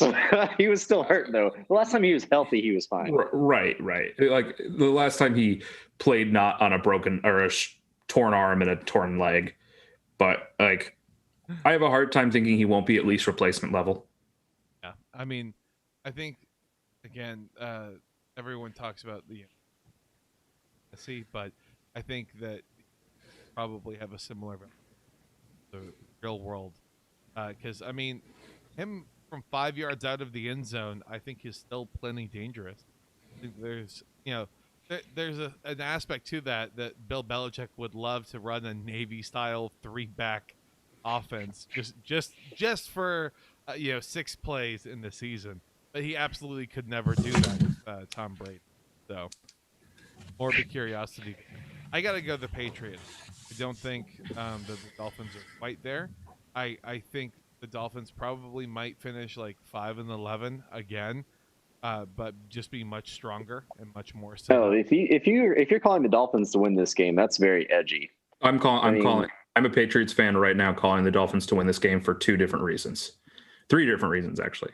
First off, while I don't super buy into the individual impact that players leaving for the COVID designation will count for, I do think the Patriots have been hit disproportionately hard. I think that they are running a new offense that traditionally, like Bill Belichick has been very crafty in terms of installing simpler concepts for his defenses in years where there are like lockout shortened seasons and other things. But I don't think that they are going to be as good as a practice squad of Patriots would be. They've lost Nick Sirianni, and they've lost the best offensive line coach of all time. They are also, and this is like a fluky thing and like not really analytical, but they're historically terrible against the Dolphins for some reason. And Ryan Fitzpatrick is historically great against teams that actually have good defenses for some weird reason. And so I think that it'll be a Dolphins win, and I think it'll be a weird Dolphins win, but I don't even think it'll be a fun game to watch after halftime. Got it. Well then, speaking of what is sure to be just incredibly across the Oh God. The Colts and Jaguars facing off here. Game of the week. Now this is something I want to mention, strictly for fantasy people out there. Should you stash Phillip Rivers for when he then goes off on the Jaguars, with the idea of then trying to trade him as fool's gold? Because people, I mean, I can't imagine his value being any higher than after a week 1 dominating performance. You should strictly in Superflex kind of leagues, not. No, I think if you're streaming quarterbacks, I think Phillip Rivers finishes as a low-end quarterback 1 this week, behind the best offensive line he's ever played behind, against maybe the worst defense he's ever played against the most terrible organizational structure he's ever played against. Well, when I told Kelton to start Phillip Rivers this week, he called me "quote unquote" a madman. I did. So. I did. Jared Goff is available, and I believe Jared Goff will have a better 4-week lifespan. Yes. Now. Jared Goff will probably even have a better game this week. Like, Jared Goff is playing a profoundly beatable Cowboys defense in what's going to be a shootout. They have no secondary. Right. No. But Phillip Rivers is playing the Jaguars, who none of the players like being there. None of their defensive parts are good.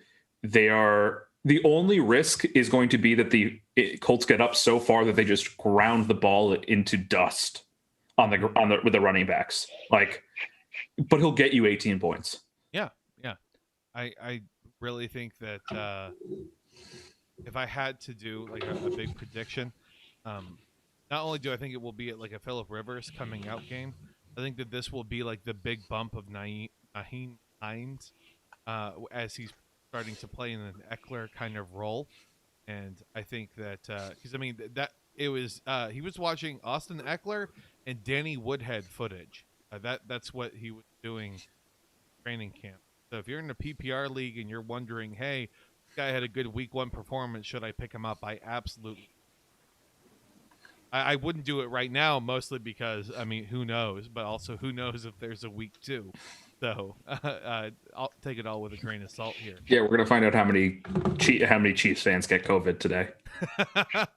It's gonna be all of them. There's no way that it's not. All right, so Oakland Raiders versus Carolina Panthers. What is I can't muster anything. Las Vegas Raiders. Oh God yes, damn it. Las Vegas.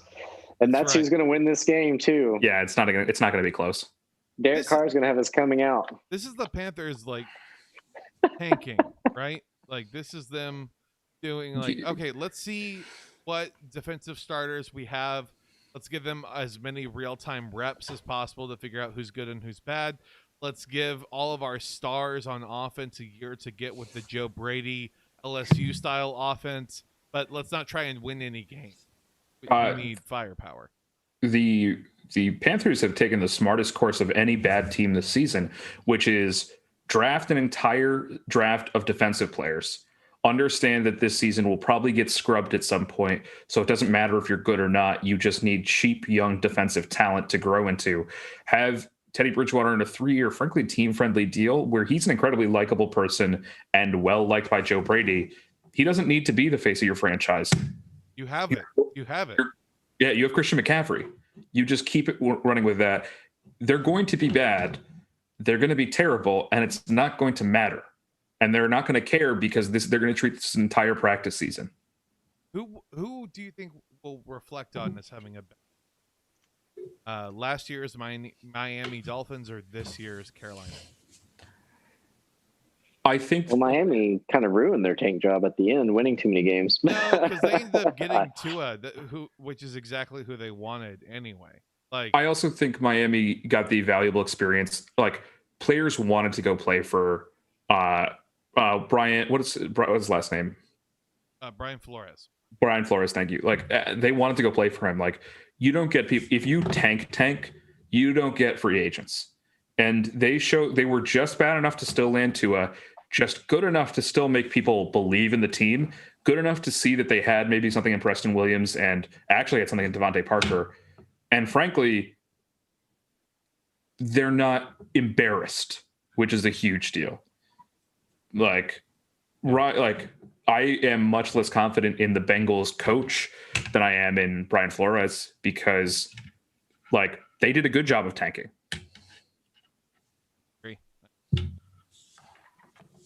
It's going to be an interesting case study. Get to see who they're trying to adopt this philosophy.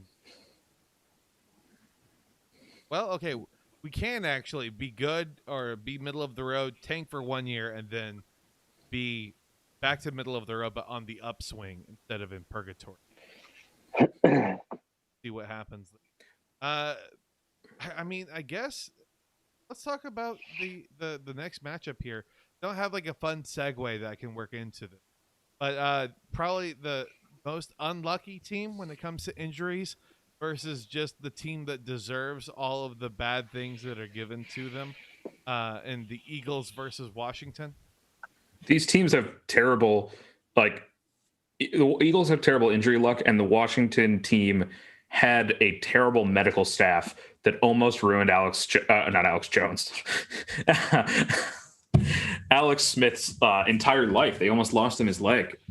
They very well also might have ruined Trent Williams. Yeah. I mean, there's still no official word about how much real damage was done by having fucking tumor for a year and a half extra officially diagnosed. I mean, like, that's insanity what they were running with. Too busy having naked cheerleader calendar parties. I think the Eagles win this, and only because I think the Eagles are a better team top to bottom, but I think the Eagles are going to be one of the least fun teams to watch this year. Oh yeah, and they're way better coach too. Oh yeah. Well, Ron Rivera is a surprisingly tenacious coach for a team that wants to go 9-7. Yes, Peterson will get you to 11-5 though. Key difference when you're in the division, I kind of like the idea of Washington being like this young, scrappy team, with Scary Terry and Dwayne Haskins kind of coming into taking the next step, but I don't see too much else outside of that. I don't buy their backfield style of what was the AP quote, the pony offense, where you're treating basically you turn a wide receiver into a running back, and then you have that running back be slotted out as a wide receiver on certain packages. I mean, I think Antonio Gibson is going to be a very valuable player in a certain level. I think he'll end up being a decent running back, but I don't think that they don't have an offensive line for an actual running back. I do think that they have the best wide receiver on either team in Terry McLaurin. Oh, absolutely. I want to know what the hype around Jalen Reagor is.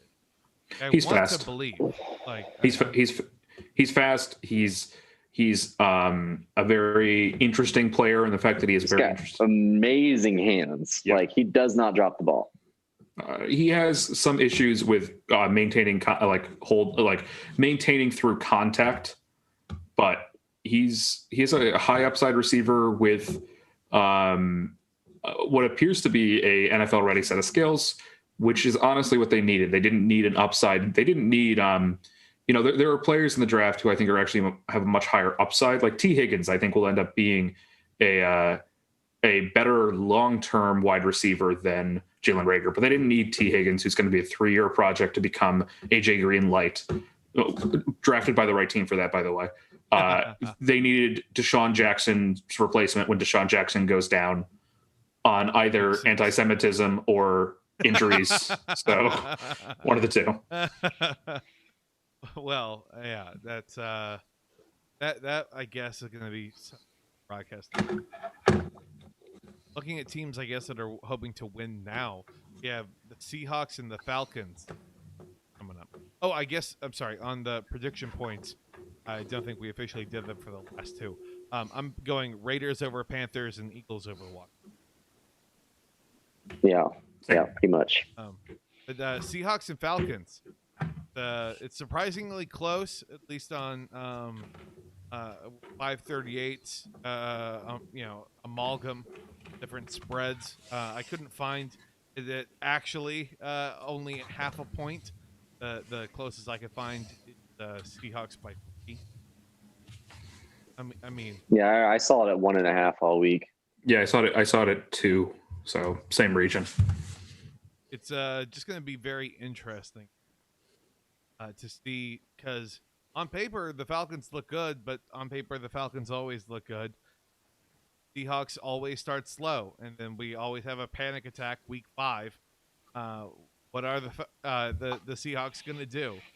So, I mean, I personally, and they're going to make the playoffs, right? I mean, yeah, they're gonna go 10-6 or 10-7 now, I guess, right? Isn't that the new score? No extra games. That's next year. That's next year, right? Yep. 10-6, and then no, they're gonna go 4-4. They're gonna go 4-4, and then the season will be over.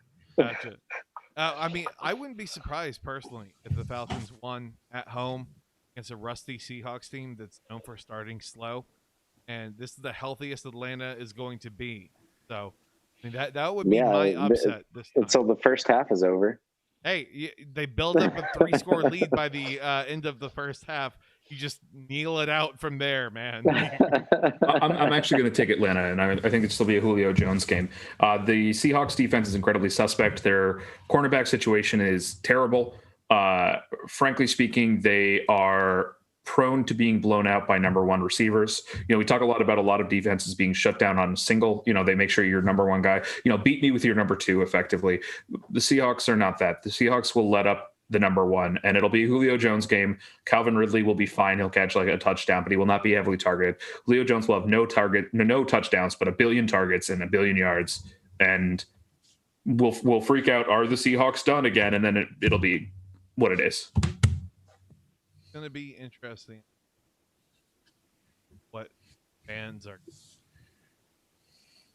Gurley coming. Very middling game. Not so bad that people think, oh God, he sucks, or so good that people feel like they're right. Something just right down the middle, and people are going to go, well, I guess we'll have to see until next week, and then it's just going to be that over and over and over all season. 12 for 62 and a touchdown.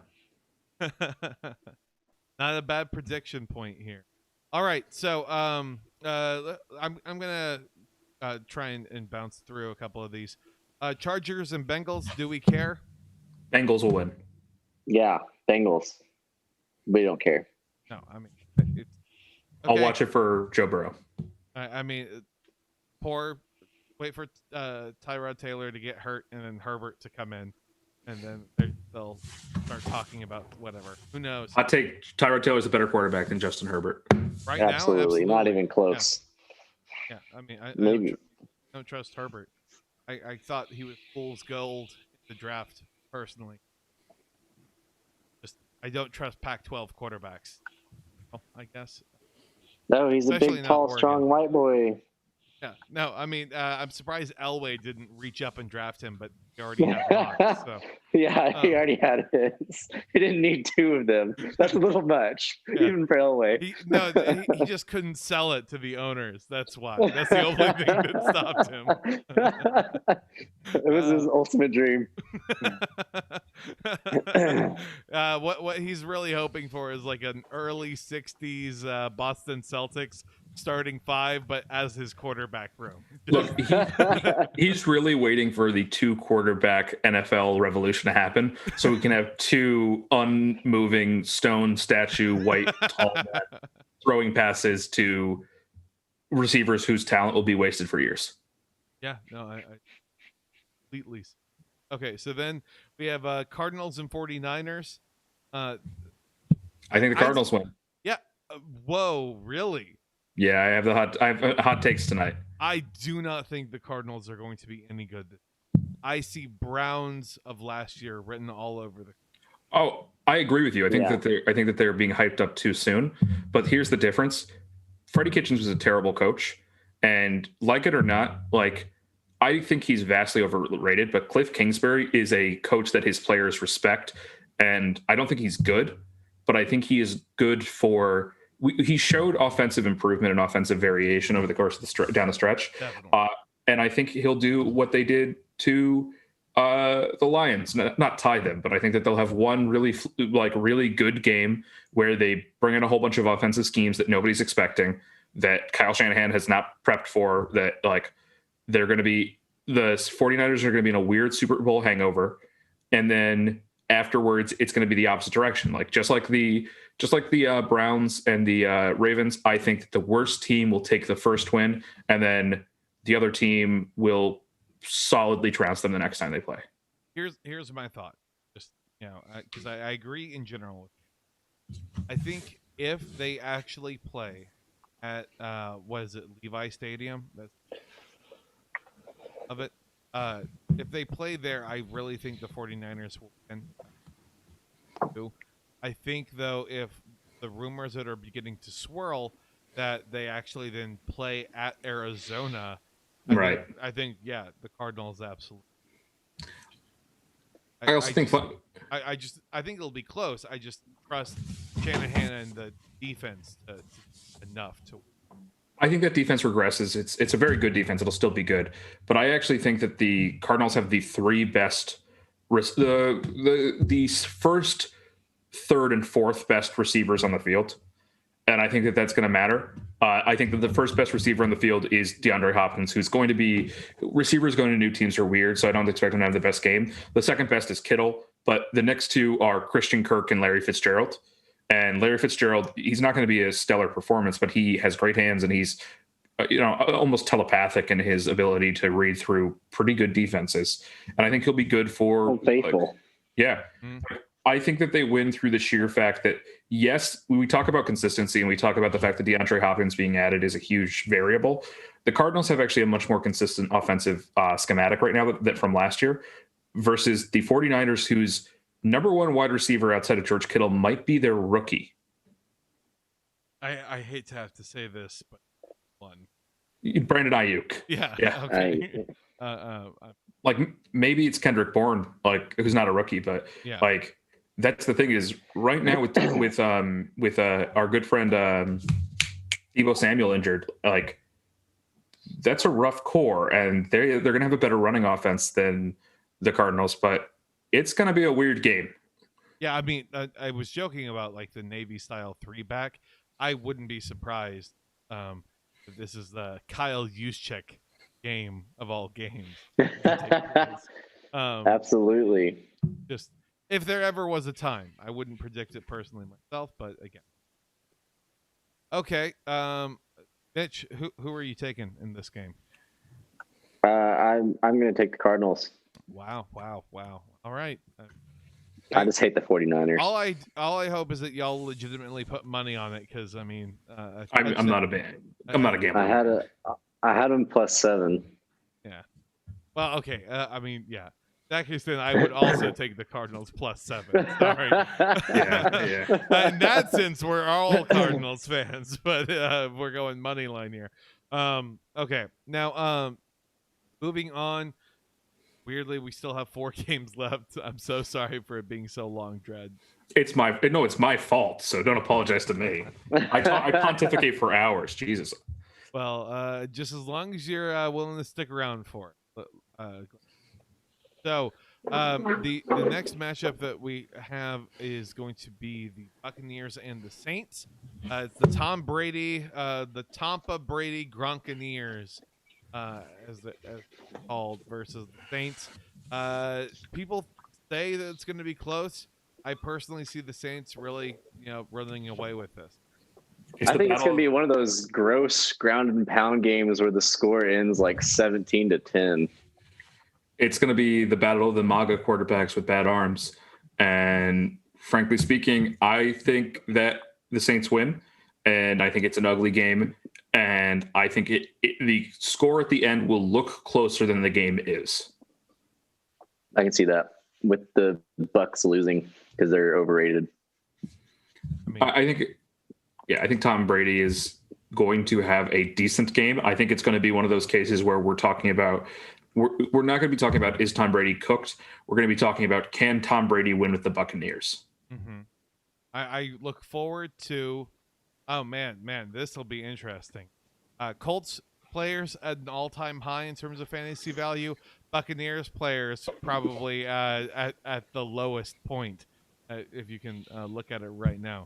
Scoop up Mike. Scoop up Mike Evans. That's exactly what I was gonna say. Just go ahead and grab him. 'Cause people are gonna be real scared, I think, of what happens. So that'll be interesting.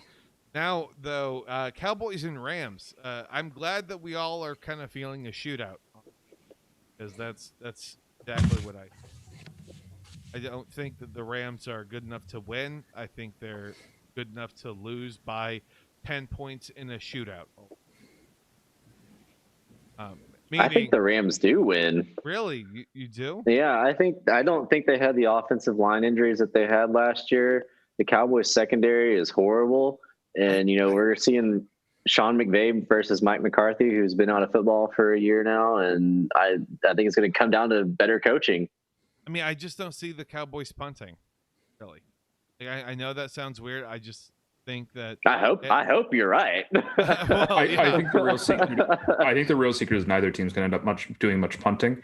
I think that the difference comes down to, I do believe the Cowboys win, because I believe the Cowboys right now, the Rams are set up with a dominant quarterback who they just paid in Jalen Ramsey, but they have a very weak opposite side and a very weak nickel coverage package. I think we will see, if Amari Cooper plays, I think we will see a terrible game from Amari Cooper, but an excellent game from Michael Gallup and maybe from CeeDee Lamb. I'm legitimately, I have Amari Cooper and Michael Gallup. I am trying to psych myself up for benching Amari Cooper right now. Yeah, you should. No, you should, all season. I'm saying I'm trying to prepare for that, for the shit talking that will happen in the league that I'm in. Again, this money league. But I mean, yeah, I see Amari Cooper having one of those one catch for 19 yards. I would trade Amari Cooper if I could. I would much rather have Michael Gallup this year. I mean, I got both of them. I'm rolling in it right now. I got them and Odell and Jarvis Landry. So, there you go. I'm hoping at some point, 2 out of 4 of them probably will have good games. Just need to try and divine what that matchup. That's actually kind of complicated trying to figure that one out. Yeah. And then I have Cortland Sutton, but I have a feeling not going to have to worry about him for 3 to 4 weeks. Not this 1 week, get my hopes up bullshit. So, I think the Cowboys win. I think they win based on just raw offense. I think it's going to be like a 48-42 game. And I think if the Rams win, it won't be off of their better offense, because I think they're actually profoundly weaker right now. I think it'll be off of defensive turnovers. If Dak throws a couple of picks, that'll be a big deal, and if he doesn't, they'll win. I think you're right on that front. See, so then the next game that we have, technically, actually, I'm gonna have us try and end on high notes. So Titans versus Broncos. I think that this was going to be the ugly game. It would have been much better if Von Miller was not out for the season. Yeah, Von Miller's out. Cortland Sutton's going to be out this game. I just think it's going to be a real. Ryan Tannehill's going to turn back into a pumpkin. Mm-hmm. I mean, or at the very least, he'll turn into a pretty good version of Ryan Tannehill, which compared to what he was last season is a pumpkin. So, I mean, he could just be playing worth the contract that he signed, slightly overpay, on their end for his contract. And he's still not going to be that much better. He's going to be in the same category as Teddy Bridgewater. Mm-hmm. Maybe. Man, I just really hope that the people who take Derrick Henry in the top 5 on their fantasy drafts are going to be feeling real happy instead of real nervous looking at what that box score is. No, they should be nervous. They used the shit out of him last year. That body's not holding up this season. I disagree. I think he'll be fine. I think he's a strange human being, built as... It's possible. Like the AP? Yeah. I think he's also just I just think they're going to stack the box against. but people get out of the way. Have you ever seen how people block for Derrick Henry? They dodge. That's how people block for Derrick Henry. Or else he turns, what was it? Earl Thomas. That's right. He turns Earl Thomas into his fullback by default by just grabbing him. Yeah, it's not pretty, but it is basically what happens. And frankly speaking, I think that's just something we got to like cope with. Yeah, I mean, I think Bradley Chubb, fucking Derrick Henry all game. What happens? So who are we picking here? 'Cause I'm personally going with the Titans. Yeah. I am 50-50 on this. I think it would have been the Broncos with Von Miller, but I think it's going to be a slaughterhouse for the Titans now. Oh, let me put it this way. I think that the Broncos could win, but whoever wins, it won't be close. What do we feel about Drew Lock? I need to see more. I think we'll know after 2 weeks. Yeah. Okay. I will bide my tongue then. Play Jerry Jeudy this week. That's all I'm going to say. That's right. Definitely don't drop Jerry Jeudy. For Taysom Hill. No, definitely don't do that. I'm literally putting in a bid on him now as we speak. No, I was going to like pick him back up, but he was already like yellow, so I knew people were bidding on him. I was like, all right, I'll just take Sterling Shepard. I'm happy with that. Give me Sterling Shepard. Well, let's see how Sterling Shepard turns out. Let's talk about Steelers at Giants here. I mean, I think that this is going to be a Big Ben comeback tour starts now. I actually feel the way about this game that Dredd does about the Titans and Broncos. I think one of these teams is going to blow the other one out, and it's not going to be close. You think that the Giants are going to be able to blow out the Steelers? I think they could. I think he's saying, which is the same thing I'm saying, if the Giants somehow win, it will because the Steelers' wheels have fallen off. Yeah. Like, it's not because the Giants are so good or anything. It's just because the Steelers just really screwed it up so bad. But what part? Like, worst case scenario, if their offense falters, their defense will go back to operating, at the half. Weren't you the one calling the Steelers defense saying they were going to regress? Because they have a better offense, primarily. Yeah, so they're they also more snaps. Yeah, they can't force as many. They cannot force as many turnovers as they did last year against the Giants, against Danny Dimes. Yeah. Oh, yeah. He loves throwing to the other team. Yeah. They'll keep up their, but what if he last doesn't? Season average this game. I am convinced of that. What if it's Shaquan's homecoming? Shaquan's like, I'm back, motherfuckers, and Danny doesn't turn it over 5 times. Yeah, and that's Big Ben does. And Big Ben does. I mean, shit, man, they're both gonna be airing it out. Who is Big Ben turning the ball over to on the Giants defense? Just the ground. Big Ben is. Yeah. Name me 3 starters on the Giants defense. No, don't make me. Yeah, I don't know. I really don't know. Yeah, it's not good when Jabril Peppers is the only guy I remember as being a starter on the Giants defense. Please don't hurt me this way. Look, it's going to be the Steelers, but if the Steelers lose, it won't be close. Yeah. Okay. Yeah, that's fine. That's fine. I agree, I guess, in that hypothetical, because a lot of other things are happening, unfortunately, in this world if the Steelers lose. The first 4 weeks of the NFL are always a fucking crapshoot, man. It doesn't matter what you think. I understand, and by me amping up the Steelers, undoubtedly this will be the game that the Steelers blow. I know that. And it feels frustrating to me because as someone who is without a true fandom, really, I like the Texans because of geography and less because of players and organization else. And so I'm always kind of looking for what that next would be, but that the bandwagon. I guess it'd be me and the bandwagoneers. Probably trying to talk about that, but I just feel like the Steelers would be a good team for someone to just say like, "Hey, okay, I'm gonna be a fan of them for a season." So maybe I should just get ready to get hurt as Danny Dimes goes nuts, drops 41-17 on the Steelers. I think it's just this is going to be the decline of. We're going to witness the decline of like a quarterback. We're going to witness Big Ben like absolutely not looking as good as he used to in the past. Yeah, just fall completely off the edge like we've been waiting for Tom Brady. Yeah, because he is a 38-year-old quarterback coming off of elbow surgery. Who was not good when he was last healthy. Yeah, and he's big boy. That's much harder to carry. He's looking svelte now. That's what everyone is talking about. Looking at photos. Oh yeah.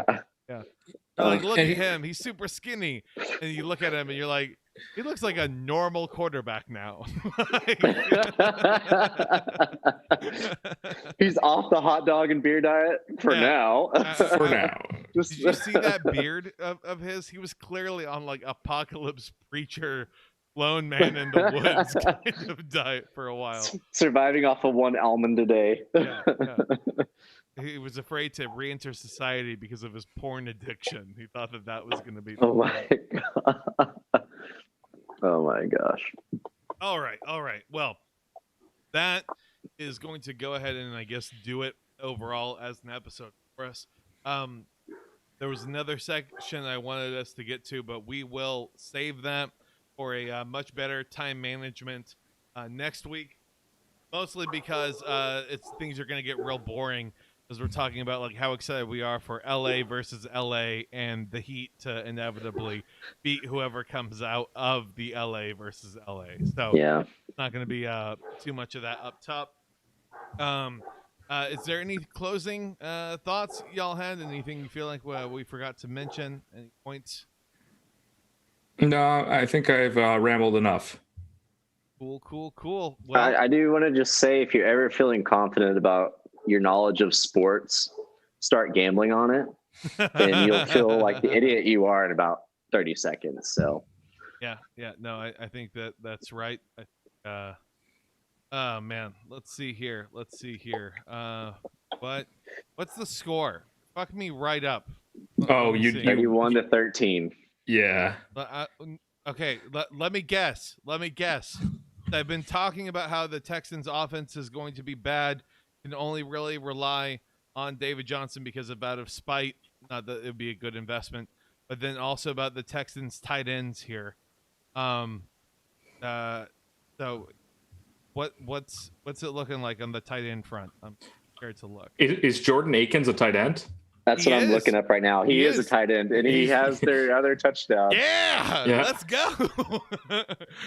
I feel so bad. Kelton, you're good at this game. It's not the tight end everyone thought would radio. Be. Yeah, it's not Darren Fells. It's Jordan Akins. Yep. And Will Fuller does have 7 receptions for 81 yards, which is like not nothing. Congrats to Will Fuller, honestly, because that is a workman, solid wide receiver 2 numbers. Yeah, exactly. Like that is nothing to sneeze at, and his legs haven't exploded. Just bench him now before you decide to do some 40-yard long bomb at the end of the game, and that's what I need them to score in garbage time to cover the 9.5, Kelton. All right, they're not going to. I know they're not going to. Why would you pick 9.5, Mitch? Why? Because I listen to the idiots in that goddamn gambling group way too much, and they convinced me that the impossible is going to happen every day. That's rough, bud. Well, when I stay off that group and I just make my own NBA picks, I win. And then when I go on there and I listen to them, I lose. So, Have you thought that maybe your instincts make you one of the good ones? And that the Facebook betting group.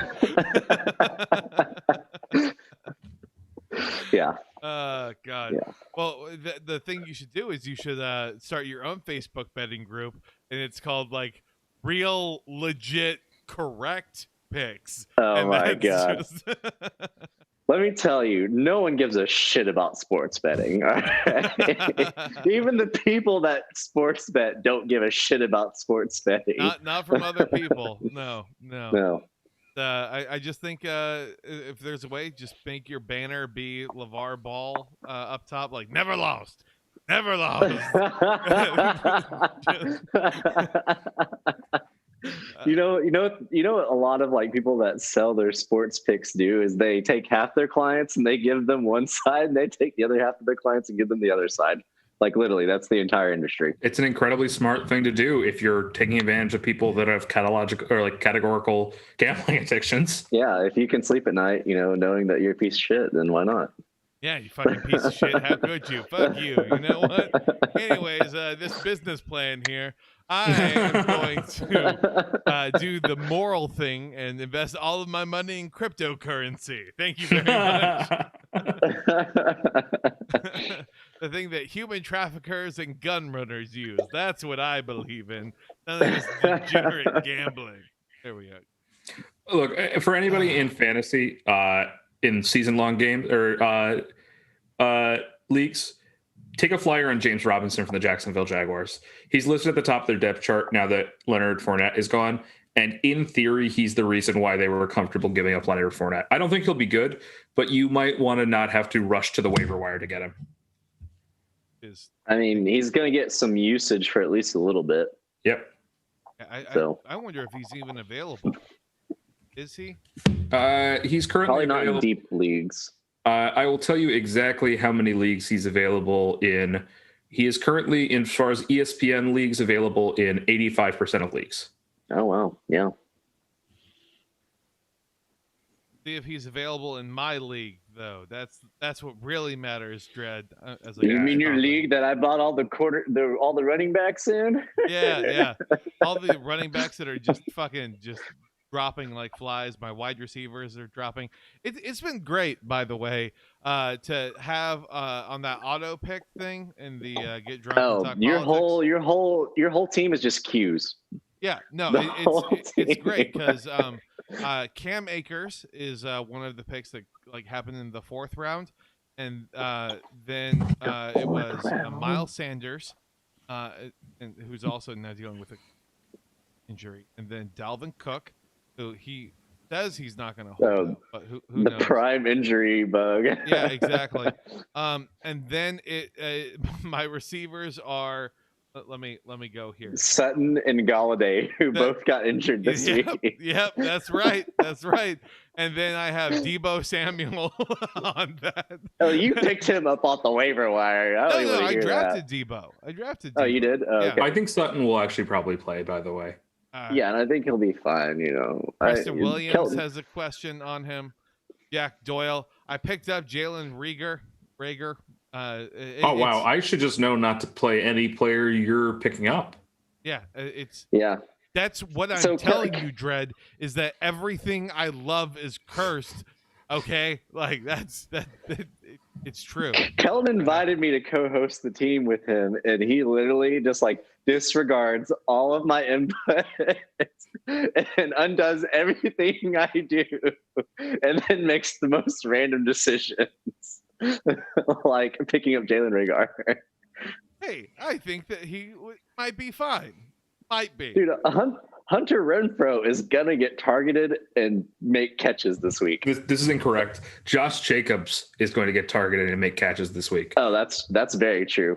It is the most narrative swayed coach in the entire NFL. Chucky himself, our good friend John Gruden, is going to force feed Josh Jacobs the ball to prove a point that Kyler Murray shouldn't have been Offensive Rookie of the Year. That is not a hot take at all, man. That's greatness. Level. We'll see. Try. I mean, okay. Let me put it this way.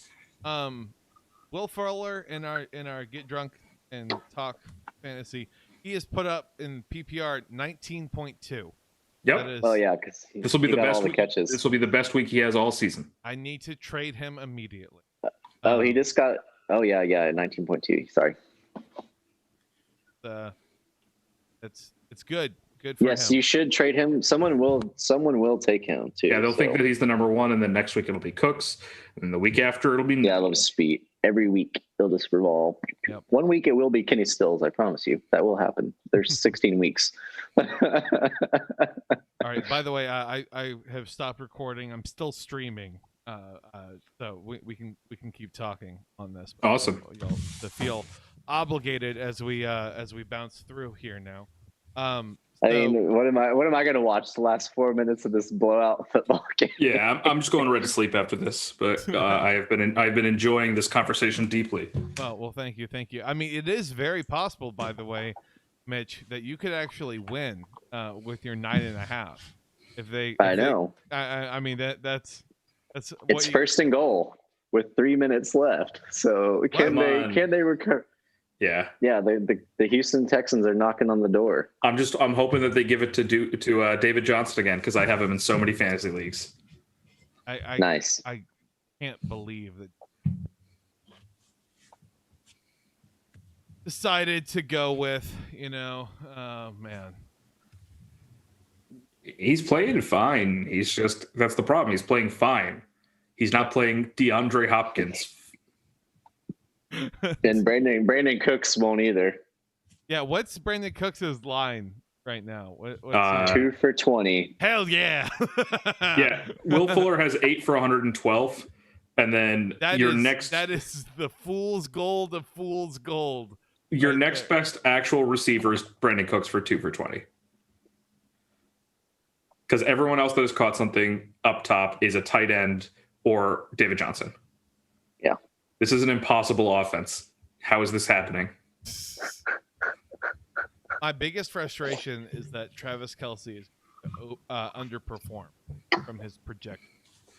Are you serious? With 6 catches for 50 yards and a touchdown? He's going to come in just under, probably. Like, he was projected for a little bit higher than that in PPR. Because they actually thought it would be close. All he needs is like 1 catch for 10 yards. Tyreek Hill is also going to underperform pretty severely. Oh, yeah. And Sammy Watkins is having... one even had... He's on every waiver wire in every league. I actually started him in DFS a lot. I actually have him on my bench in a different... in our 2 quarterback league. He's always just a first week wonder, though. That's exactly right. I am hoping I can scam someone into trading, Mitch. That's exactly what. No, that's a great strategy. It's look, hopefully it works out. There are 7 players in the league that are going to blow up week 1, and then you trade them: Deshaun Jackson, Sammy Watkins, Will Fuller. Like, I might hold on to Will Fuller in hopes of him going big next week.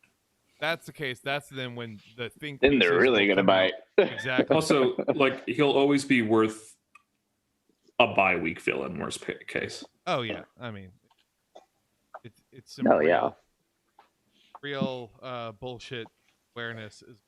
Happening. I'm one of those crazy people that, like, in deep leagues, like, I will scour that waiver wire. I ended up starting Darius Slay last year during his 50 point performance. Yes. Oh. I started Darius Slayton and Michael Thomas the week they both went for above 30. Oh, nice. It was amazing. I picked up Alvin Kamara week 1 of his rookie season off the waiver wire because I just watched the broadcast and they were just talking about him. He hadn't done shit yet. And then he ended up being winning the league for me. There are 4 players that I can tell you concretely waiver wires got me to somewhere that I shouldn't have been otherwise.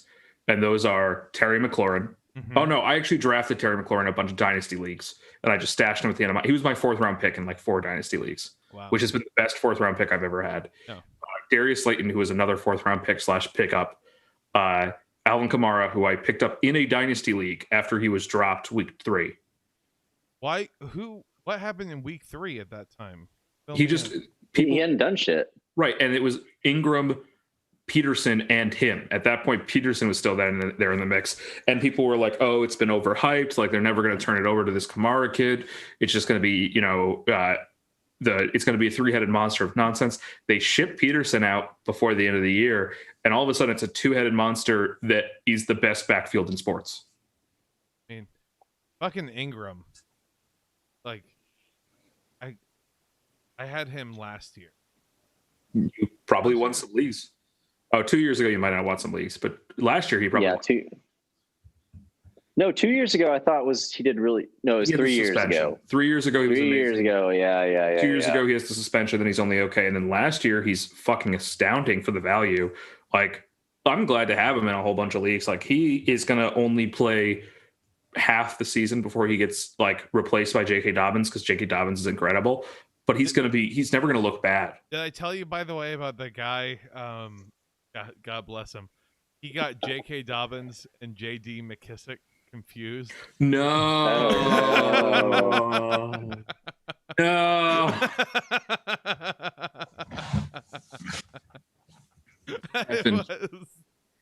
Effing chat. I was in a league one year where somebody drafted McKissick like the same day that he tore his ACL, and the news had already come out. Wow. And they still drafted him in like the 3rd round or some shit. All right, the Texans did score, and it was a Deshaun Watson quarterback sneak. Running, yeah. You know what? Fuck it. Good for him. Deshaun Watson is the only Texan I will actively. So. All right, Texans. Hey, he's having a great game. 247 yards, a touchdown, a pick. I mean, considering he doesn't have his best receiver anymore, this is amazing. I mean, yeah. But somehow Kansas City just got the ball to the Houston 3. So what? Yeah, and looks like Mecole Hardman is not going to be worth anything because they've never had to throw at this fucking game. What? Who ran? What?